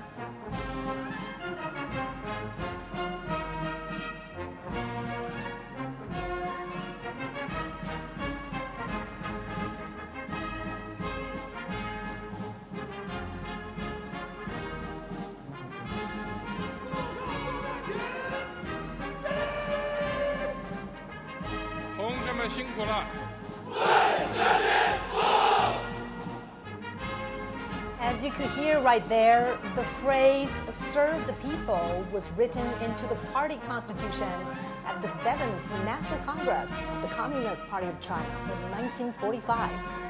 Serving the people wholeheartedly was established as the fundamental principle of the party and the People's Liberation Army.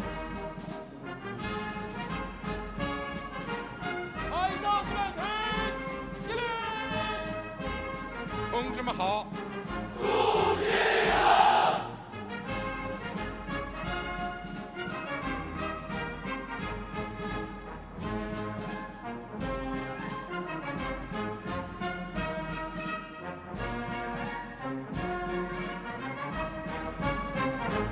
As President Xi's car rides past each segment of the troops, he greets the soldiers.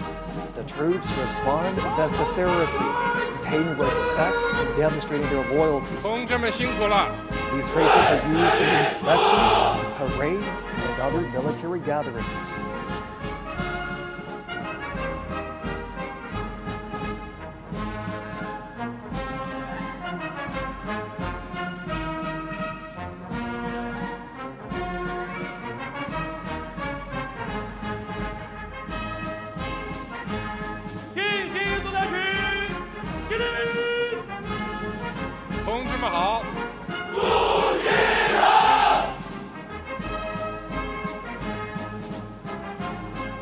The PLA views itself not only as the defender of national sovereignty, but as an integral part of society with a direct responsibility to safeguard people's well-being.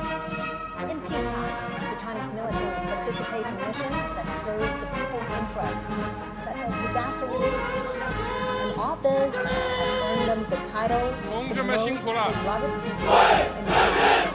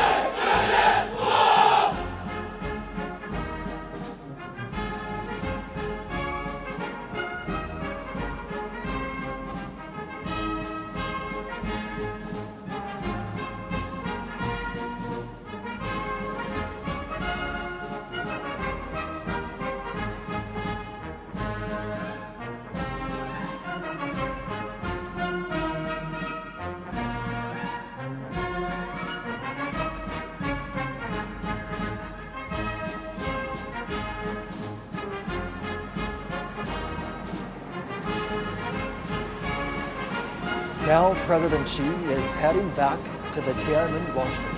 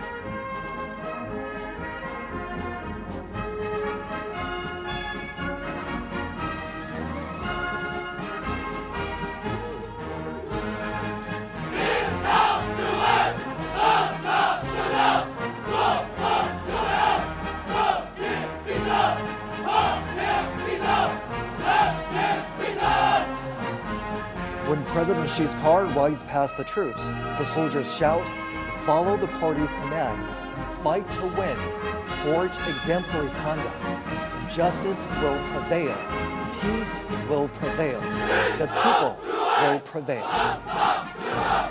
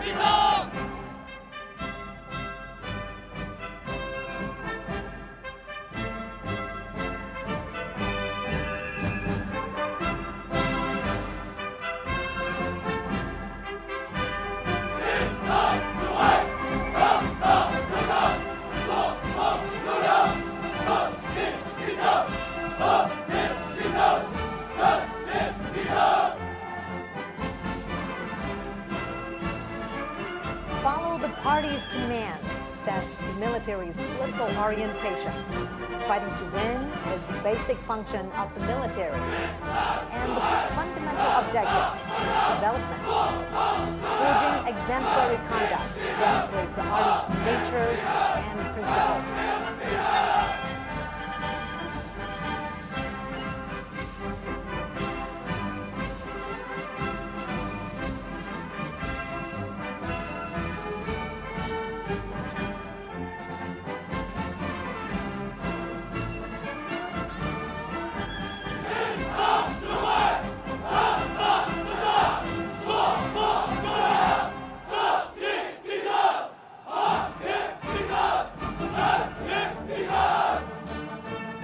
Justice will prevail, peace will prevail, the people will prevail. These three phrases were the closing lines in President Xi's speech 10 years ago, when the country marked the 70th anniversary of the victory of Chinese people's war of resistance against Japanese aggression and the World Anti-Fascist War.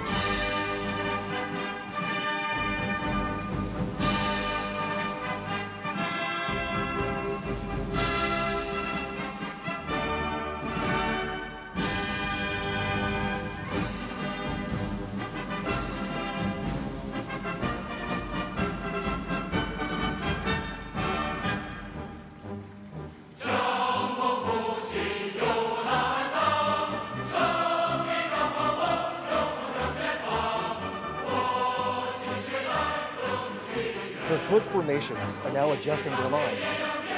Vehicles and armaments are lining up. They will soon march to the Duanmen rostrum.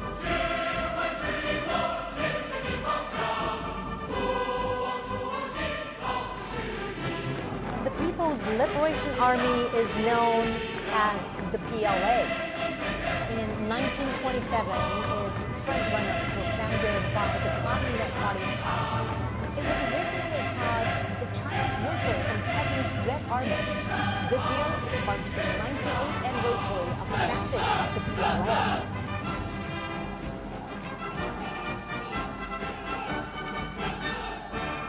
During the 14-year-long War of Resistance, under the leadership of the Communist Party of China, the 8th Red Army and the new 4th Army, together with the Chinese people, defeated the Japanese forces and enveloped the invaders.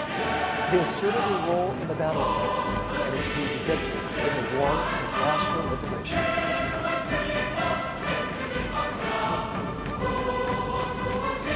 Since the founding of the People's Republic of China in 1949, the PLA has also undertaken the process of national defense, socialist construction, while transforming itself into a more revolutionary and modernized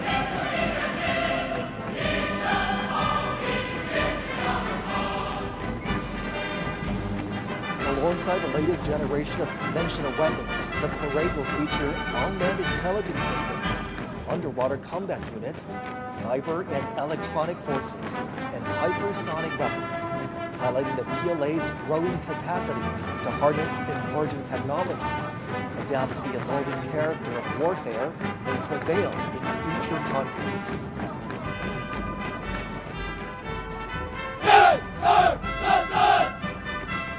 Just as China's weaponry has seen remarkable evolution over the years, the Chinese military has also continuously strengthened itself by reinforcing the primacy of local guidance and advancing comprehensive reforms.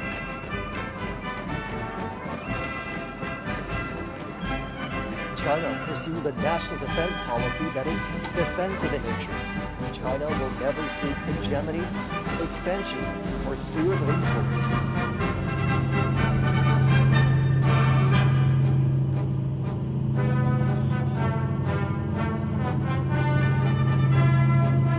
Today, the PLA protects China and its people while making significant contributions to safeguarding world peace. It is the largest contributing country to peacekeepers among the permanent members of the UN Security Council. China has formulated a three-step development strategy for modernizing national defense and the armed forces to achieve the centenary goals of strengthening the PLA by 2027, realize the modernization of national defense and the armed forces by 2035, and fully build the military into a world-class one by 2050.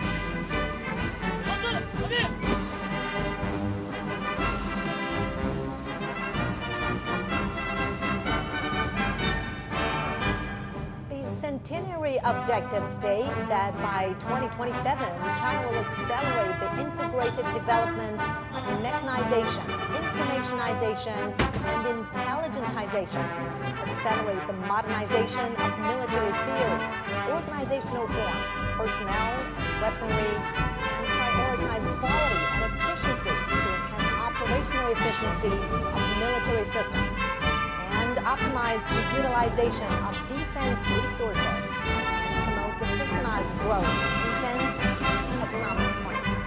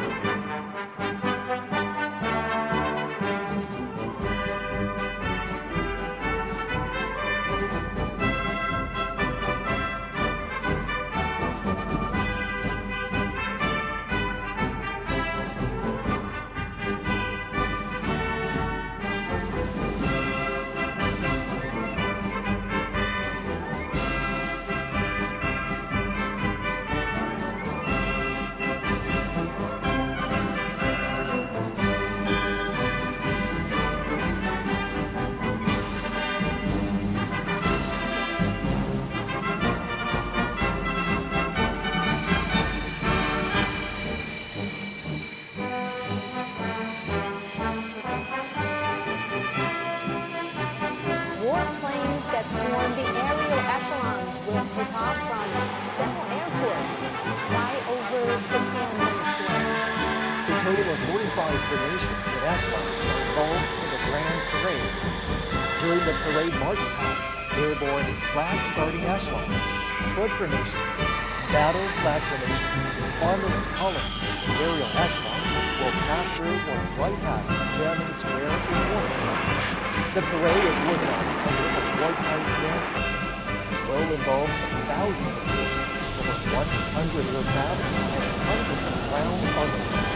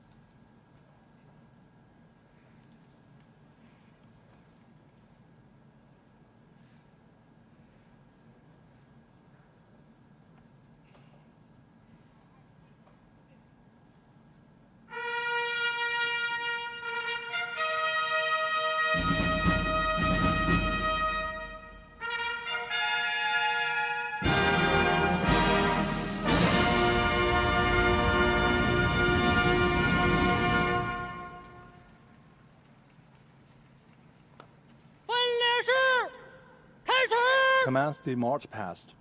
Flag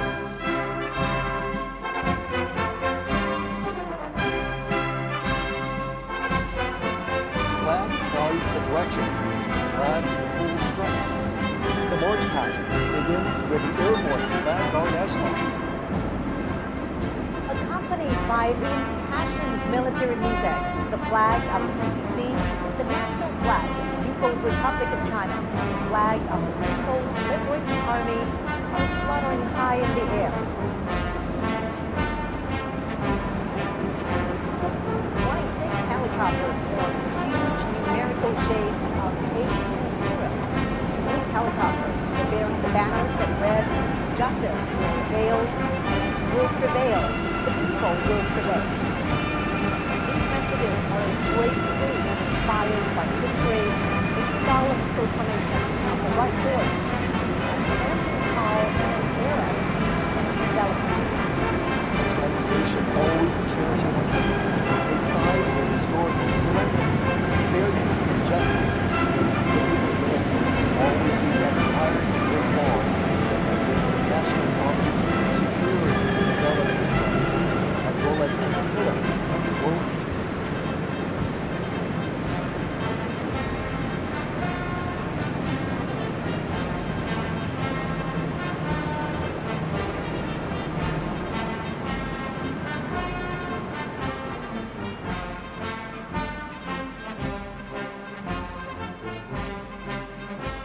total of 45 formations and echelons participate in the parade, and most of the weapons and equipment are shown to the public for the first time.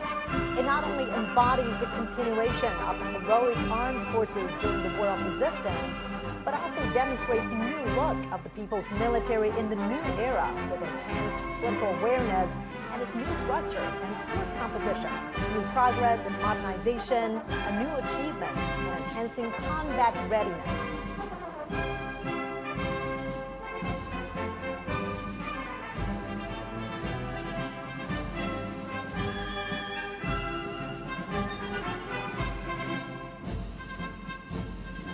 First to be inspected are 13 flood formations. After a comprehensive and deepened reform, the People's Military has formed a new system of services and arms. 4 service formations, 4 armed formations, and the formation of the Armed Police Force will be holding their respective flags to make a group debut during the parade.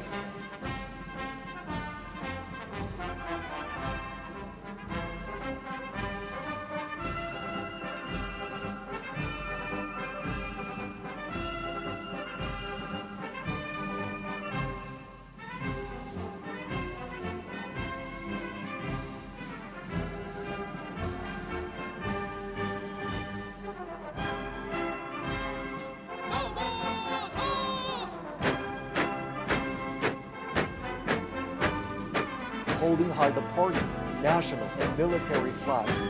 The formation of the Guard of Honor of the PLA is marching toward us. The People's Armed Forces, under the leadership of the CPC, are always the defenders of the country, socialism, and people's interests.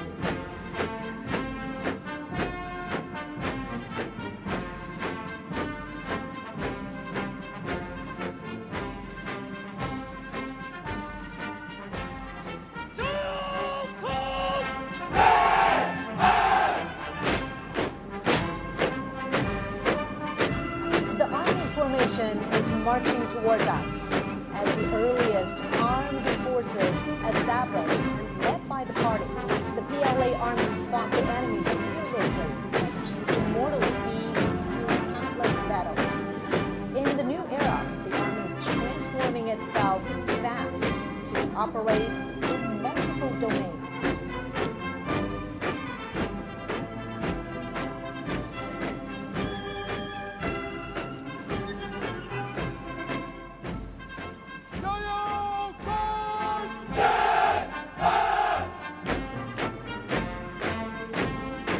Now coming is the Navy formation. Breaking the waves and navigating to the deep blue, the PLA Navy has comprehensively strengthened its maritime deterrent and combating capabilities to safeguard peace and stability at the sea, moving fast to become a world-class naval force.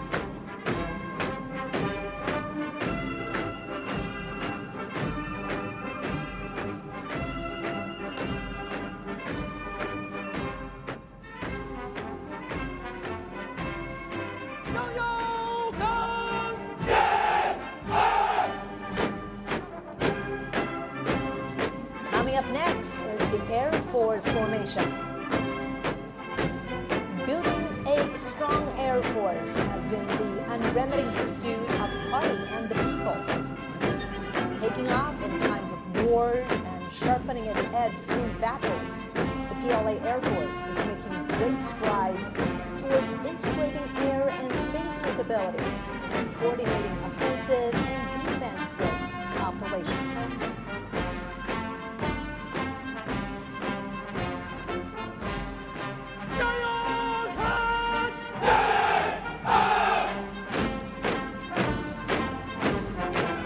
Now under inspection is the Rocket Force formation. As a core force of China's strategic deterrence, the PLA Rocket Force serves as the strategic support of China's status as a big power and an important cornerstone to safeguard national security. Its drive to become a modern armed force with both nuclear and conventional capabilities and able to deter wars in all battle spaces.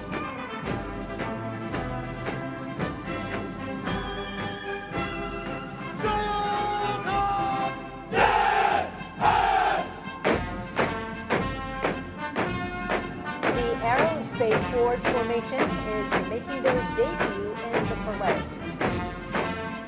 As a new domain, new quality force advocating peaceful utilization of space, PLA Aerospace Force safeguards the lasting peace and common security of space, offers strategic support for bringing a great power in aerospace.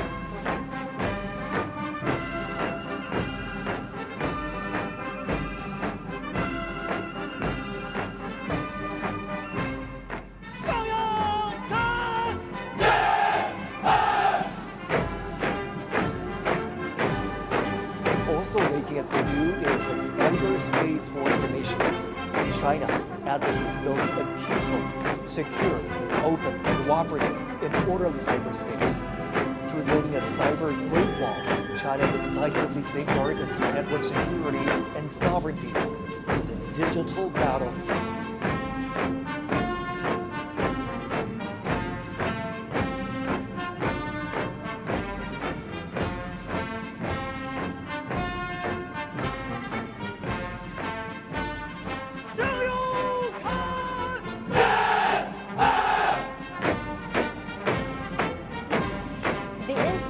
Support Force formation is also making its debut at the Tiananmen Square.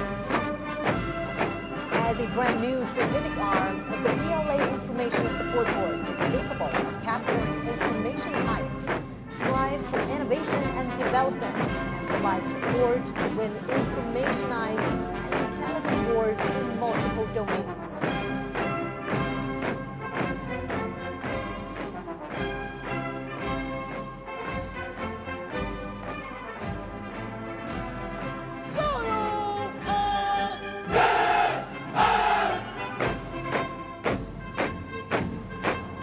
Now receiving inspection is the Joint Logistics Support Force formation. Self-reliance during the War of Resistance all the way to becoming part of the synchronized operational systems and providing effective and precise assistance in the new era. The PLA Joint Logistics Support System has made new strides.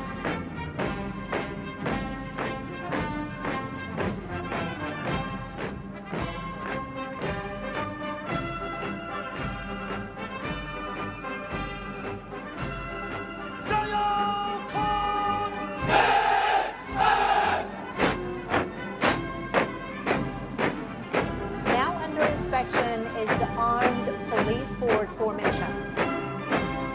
From metropolises to remote coastal areas, the People's Armed Force Police Force, either performing regular duties, handling emergencies, or engaging in rescue operations, is dedicated to safeguarding national security and social stability and ensuring people's well-being. Distinguished by its versatility and effectiveness in maintaining stability, the Armed Police Force is always a loyal guard of the party and the people.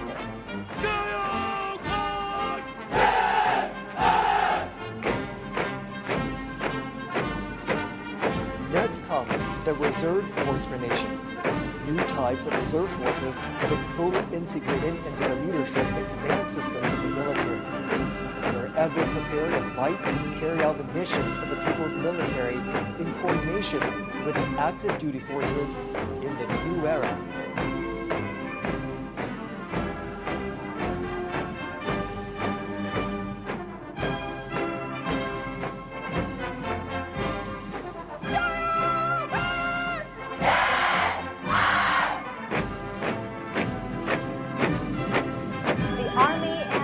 Are the foundation of victory. Now marching forward is the militia formation. The militia women are from the major wartime counter-Japanese base areas across China. During the War of Resistance, Chinese people, regardless of their gender or ages, acted as one in safeguarding their homes. The red genes have passed on from one generation to another. In the new era, the militia forces provide backup services during peaceful time. China has been contributing to maintaining world peace. The peacekeeping force formation is marching towards us. China is the largest troop contributing country for peacekeeping among the permanent members of the UN Security Council. Having participated in UN peacekeeping operations for 35 years, the Chinese peacekeeping forces have confronted daunting challenges and fulfilled their missions. The forces have guarded world peace without hesitating to sacrifice their lives, demonstrated through their action how China assumes its responsibility as a major power, making great contributions to building a community with a shared future for humanity.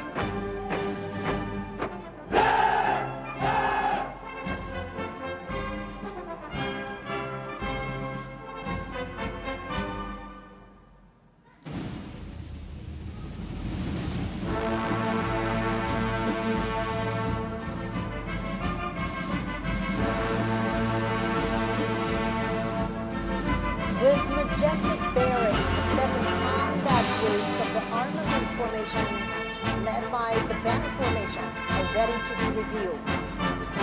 Once utilizing inferior weapons during the War of Resistance, the PLA has accelerated to develop new weapons, including massively deployed killer heavyweight weapons, thus being better equipped to deter enemies and win the war.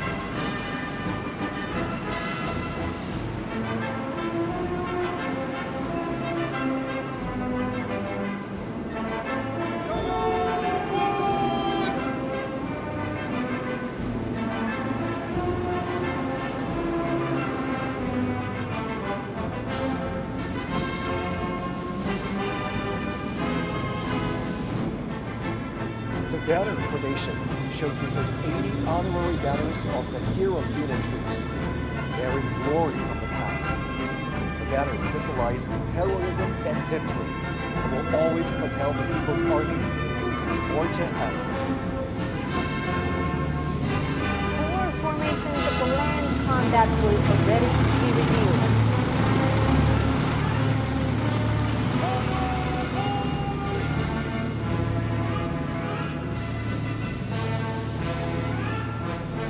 Marching towards us is the Ground Assault Formation, grouped in an arrow-shaped array. The Type 99B tank features strong striking abilities, powered with information.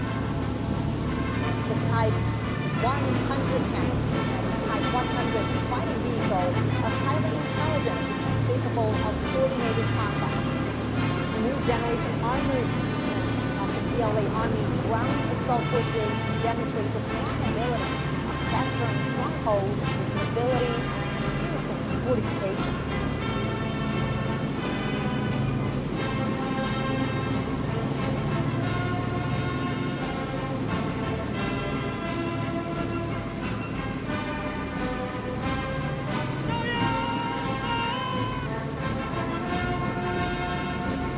Coming up next is the Amphibious Assault Vehicle Formation, made up of amphibious wheeled armored assault vehicles, infantry fighting vehicles, and self-propelled howitzers. Capable of storming the shoreline for assault with strong mobility and flexibility, they are key armaments for the Marine Corps to take the lead in landing operations and make key area seizure.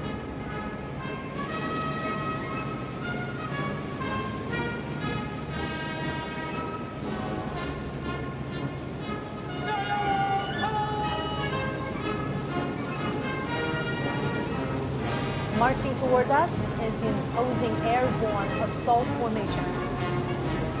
Diverse airborne armaments of the formation are able to make long-distance air drop and provide heavy equipped maneuvering support. They are sharp weapons for the Army to make rapid response and deep strike.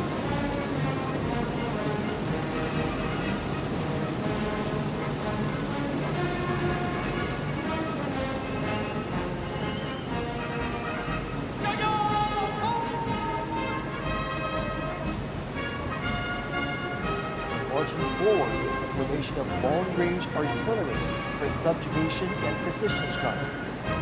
The two types of 191 box-shaped rocket artilleries are capable of making strike and providing support, expanding the Army's capability in terrestrial battle.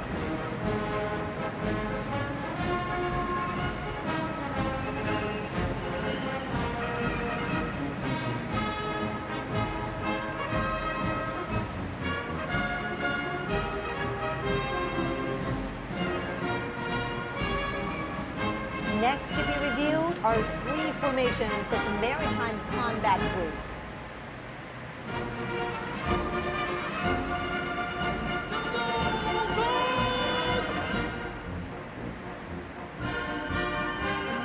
First comes the carrier-based air defense weapon formation. Being reviewed are four types of armaments that compose a three-dimensional system for air defense covering all ranges. The carrier-based laser weapons are strongly capable of precision destruction and consistent strike, defining the new landscape in maritime attack and defense.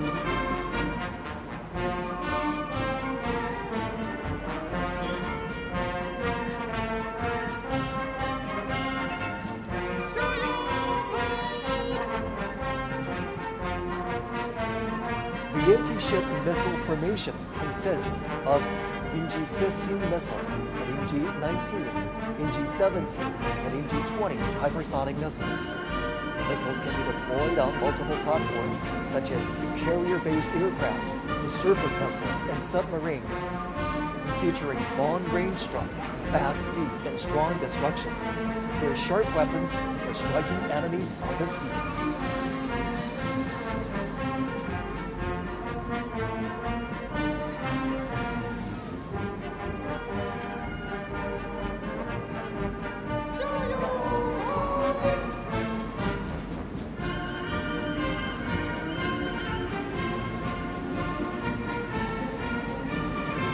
Now on parade is the underwater weapon formation. Light and heavy torpedoes, as well as torpedoes propelled by rockets, are able to strike vessels and destruct undersea targets. The new special purpose naval mines can autonomously identify and attack targets. They are key forces for guarding strongholds and making waves in naval warfare.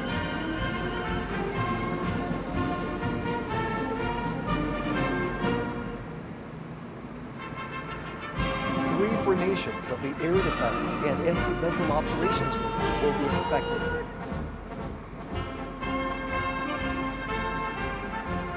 Here comes the Early Warning Detection Formation. The four types of weapons that are being inspected are all new generations of domestically made, highly mobile radar. In good coordination, they can detect stealth aircraft and ballistic missiles far and near.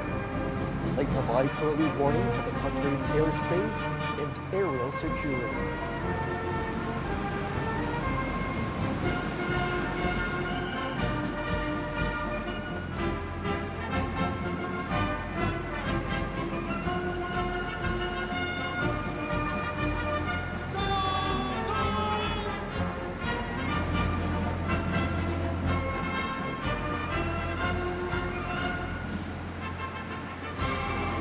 Under review now is the anti-aircraft combat formation.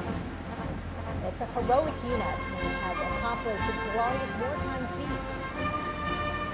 6 types of ground-to-air missiles, including UNT-20, UNT-19, and UNT-29, are now being made public at Duanmen. They can carry out multi-range and multi-layered anti-ballistic defense, capable of fighting against all range threats from the air.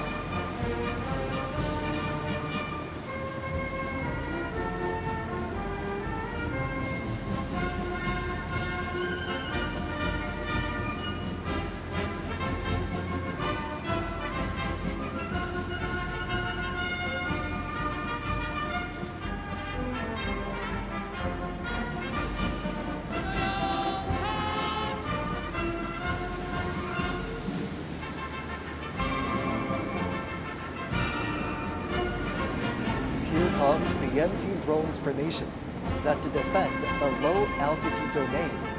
It includes NT Drones missile and artillery systems, high-energy laser weapons, and high-power microwave weapons. The trio can work together to disable and destroy enemy drones.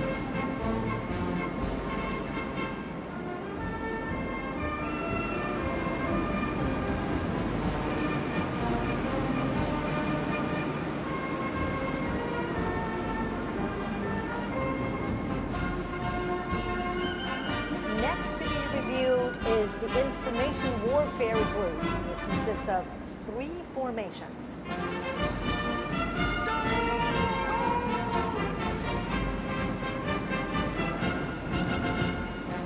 Driving towards us is the Cyberspace Combat Formation. The 4 types of equipment being inspected can command and control, detect and sense, and carry out cyber and electronic countermeasures in an integrated way. It is a new force that consolidates cyber defense and empowers joint force operations.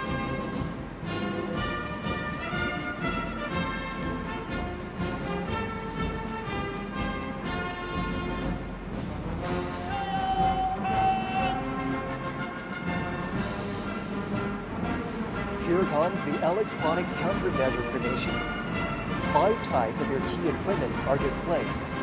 They can detect and monitor all frequencies and subdue the enemy forces precisely. They are capable of aerial and space countermeasures and disconnecting the enemy networks. They are a crucial force in securing victory on joint multi-domain battlefields.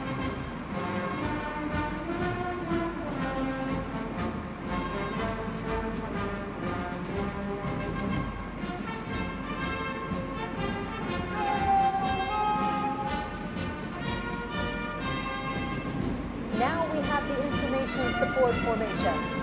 It is made up of vehicles capable of cloud computing, digital intelligence, forming air-ground networks, integrating information on the battlefield. They can quickly establish new types of internet communication systems to support joint operations.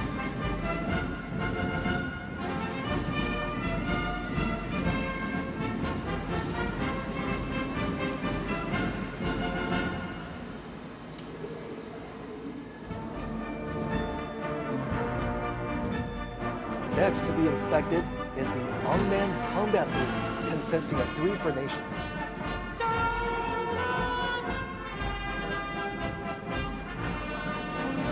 First, we have the Unmanned Land Combat Formation. These unmanned vehicles can carry out various tasks such as reconnaissance, assaults, mine and bomb defusing and removal, and SWAT assistance. They can be operated remotely and are able to move independently, work flexibly in groups, and make intelligent maneuvers. With that, the Army can make coordinated operations between manned and unmanned forces.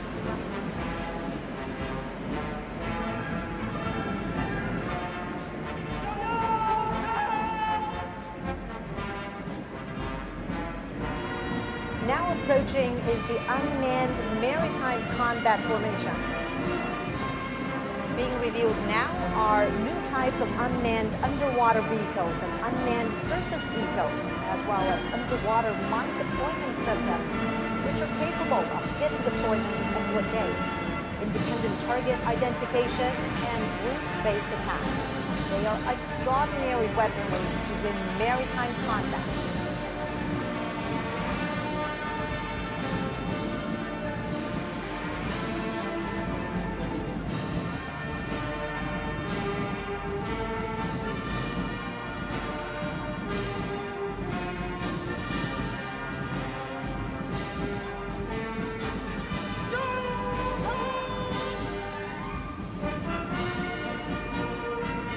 Passing by next is the Unmanned Aerial Combat Formation.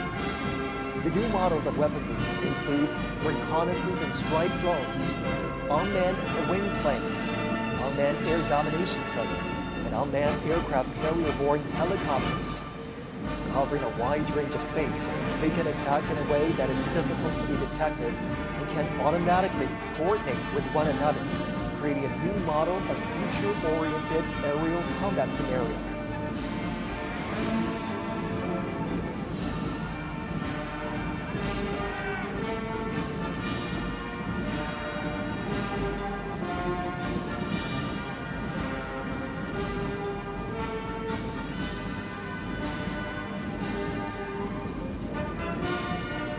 The two formations of the Logistics and Equipment Support Group are to be revealed.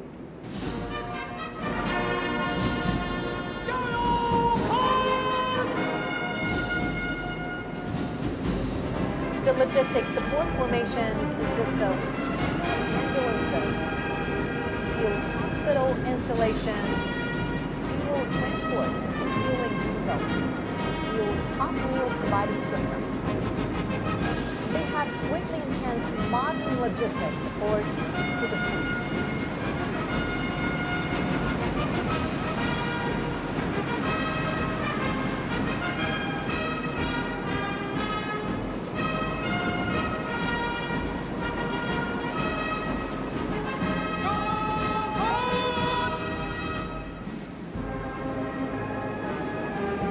Among the equipment support formation are light repair vehicles, wheeled emergency rescue and repair vehicles, disassembled and assembled repair vehicles, and electromechanical maintenance vehicles. It's like an armored hospital for weapons and equipment.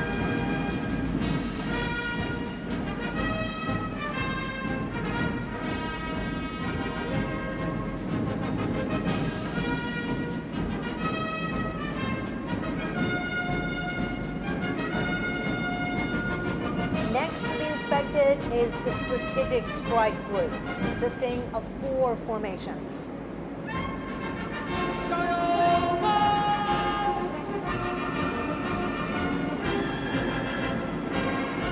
First, we have the Cruise Missile Formation, with naval, air, and rocket forces being organized into a joint group. The Changjian 20A UD-18C Changjian 1000 missiles implement long-range precision strikes, creating multi-domain deterrence.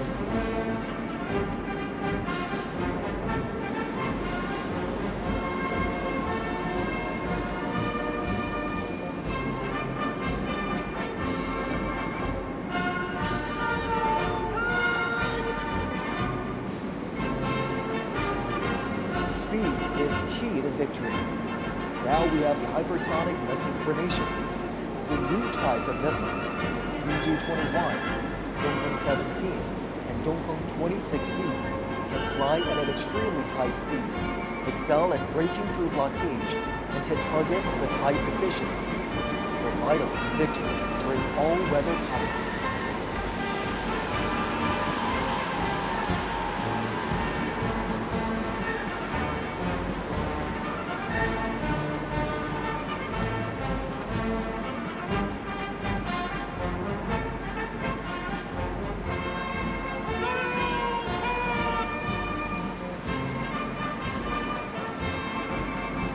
Coming up next for inspection is the first nuclear missiles formation.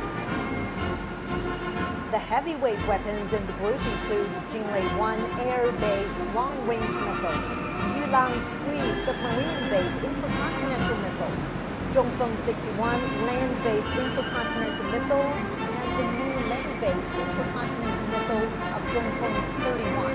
It's the first time that China showcases its nuclear force and air together.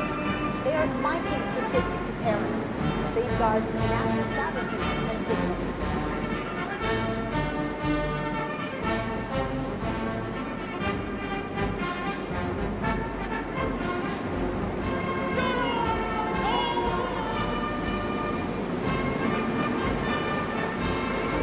Now coming to us is the second nuclear missiles formation. The Dongfeng 5C liquid intercontinental strategic nuclear missile can strike any target around the world with its extensive shooting range. It is capable of providing defense and deterrence at any minute. With these strategic heavyweight weapons in hand, China has forged a shoulder piece to its safety. The people's military are loyally fulfilling their duties to safeguard the nation and its people, as well as world peace.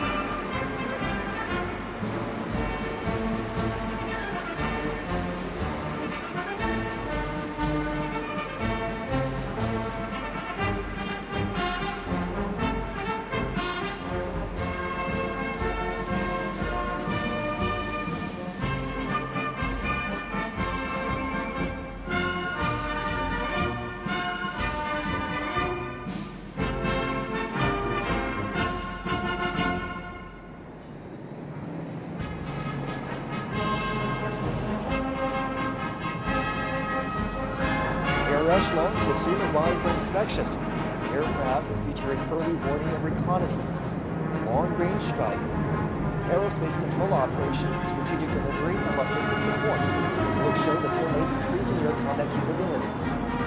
First to fly past is the echelon of early warning and command aircraft. The echelon of Hongjian 500A early warning planes and J-16 fighters, the echelon of Hongjian 600 early warning planes, J-15T shipboard fighters pass through inventory for inspection. Development and deployment of the latest domestically made early warning aircraft has markedly improved PLA's capabilities in command and control, early warning and detection, and coordinated strike. Now approaching is the echelon of special purpose aircraft. Under the escort of J-16 fighters, Y-9 anti-submarine patrol aircraft, electronic reconnaissance aircraft, and radar jamming aircraft, three formations. The deployment of various types of special purpose aircraft has significantly increased the PLA's abilities in maritime and air reconnaissance, patrol, surveillance, and electromagnetic neutralization.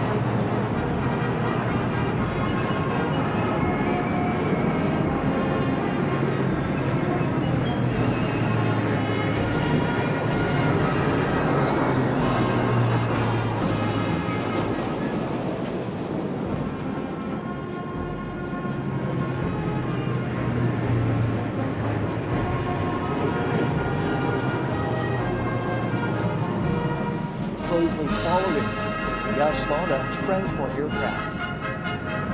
Y-20A transport planes and Y-20B transport planes make up two V formations and are flying in a combat mode. New type multifunctional transport aircraft equipped with new domestically made engines feature long flight range, high loading capacity, and high speed. With the capacity of long-distance strategic delivery, they have carried out multiple major missions at home and abroad.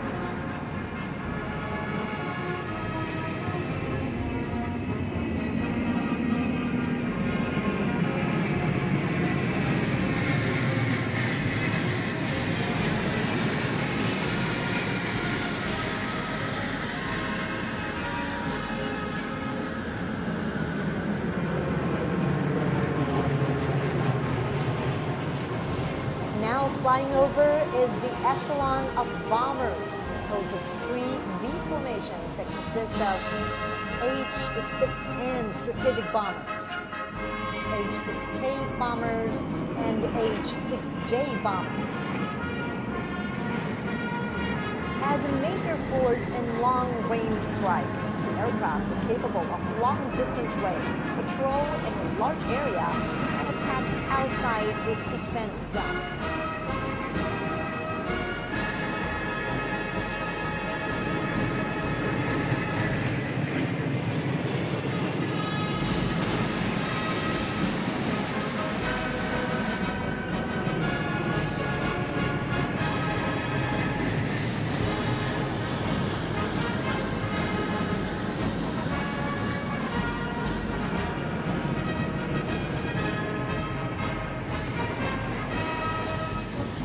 Now flying over Tiananmen Square is the echelon of three Yunyo 20A airborne refueling tankers, which are ready to refuel H-6N bombers, J-16 fighters, J-20 fighters. The deployment of domestically made refueling tankers has enabled China's fighter planes to operate long-distance flights.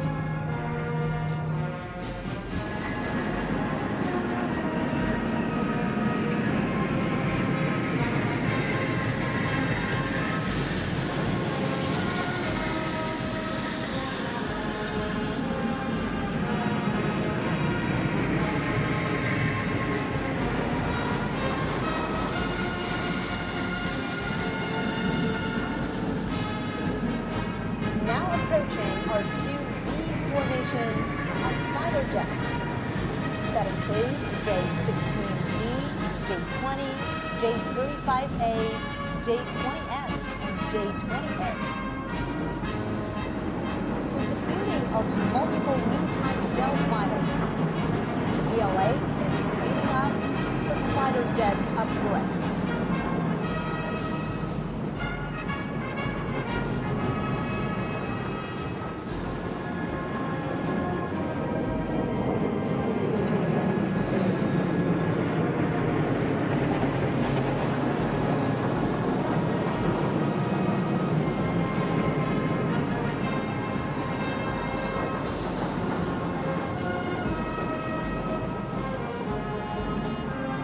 Now, above in the sky is the echelon of carrier-based aircraft composed of two B formations of J-15DH, J-15D2, J-35, and J-15T carrier-based aircraft.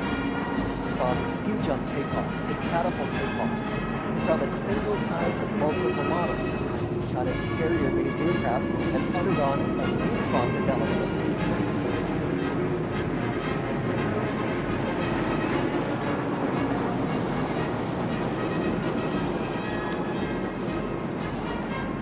Last flying past is the echelon of trainer aircraft.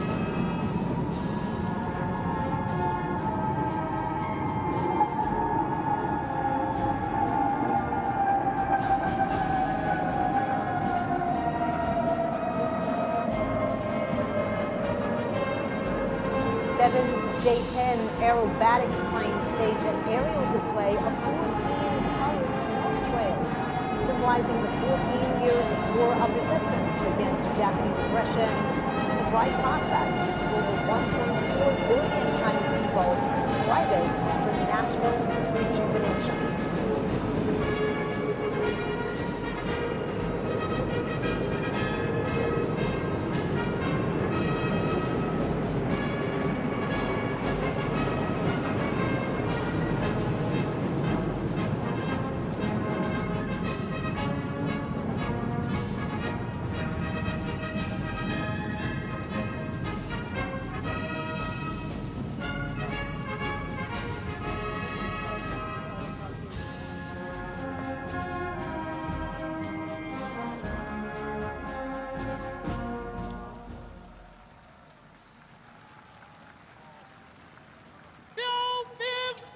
All markers fall out.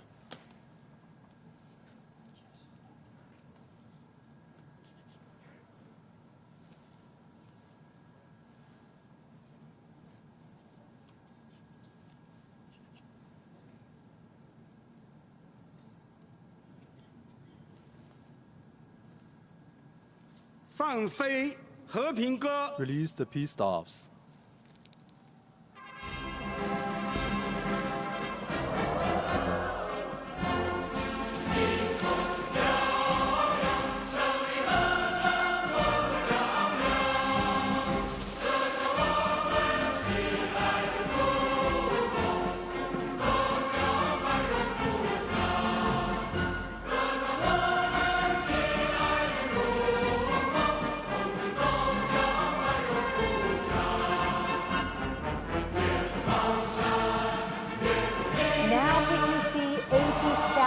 Doves flying into the sky.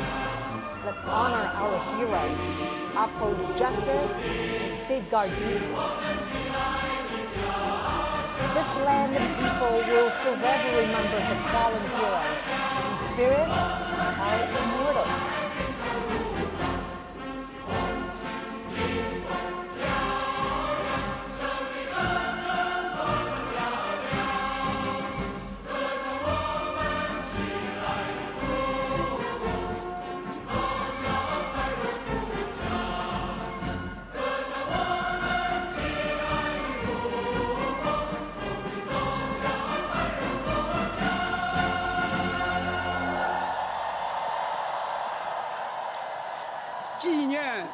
The commemoration of the 80th anniversary of the victory of the Chinese People's War of Resistance against the Japanese aggression and the World Anti-Fascist War has now concluded.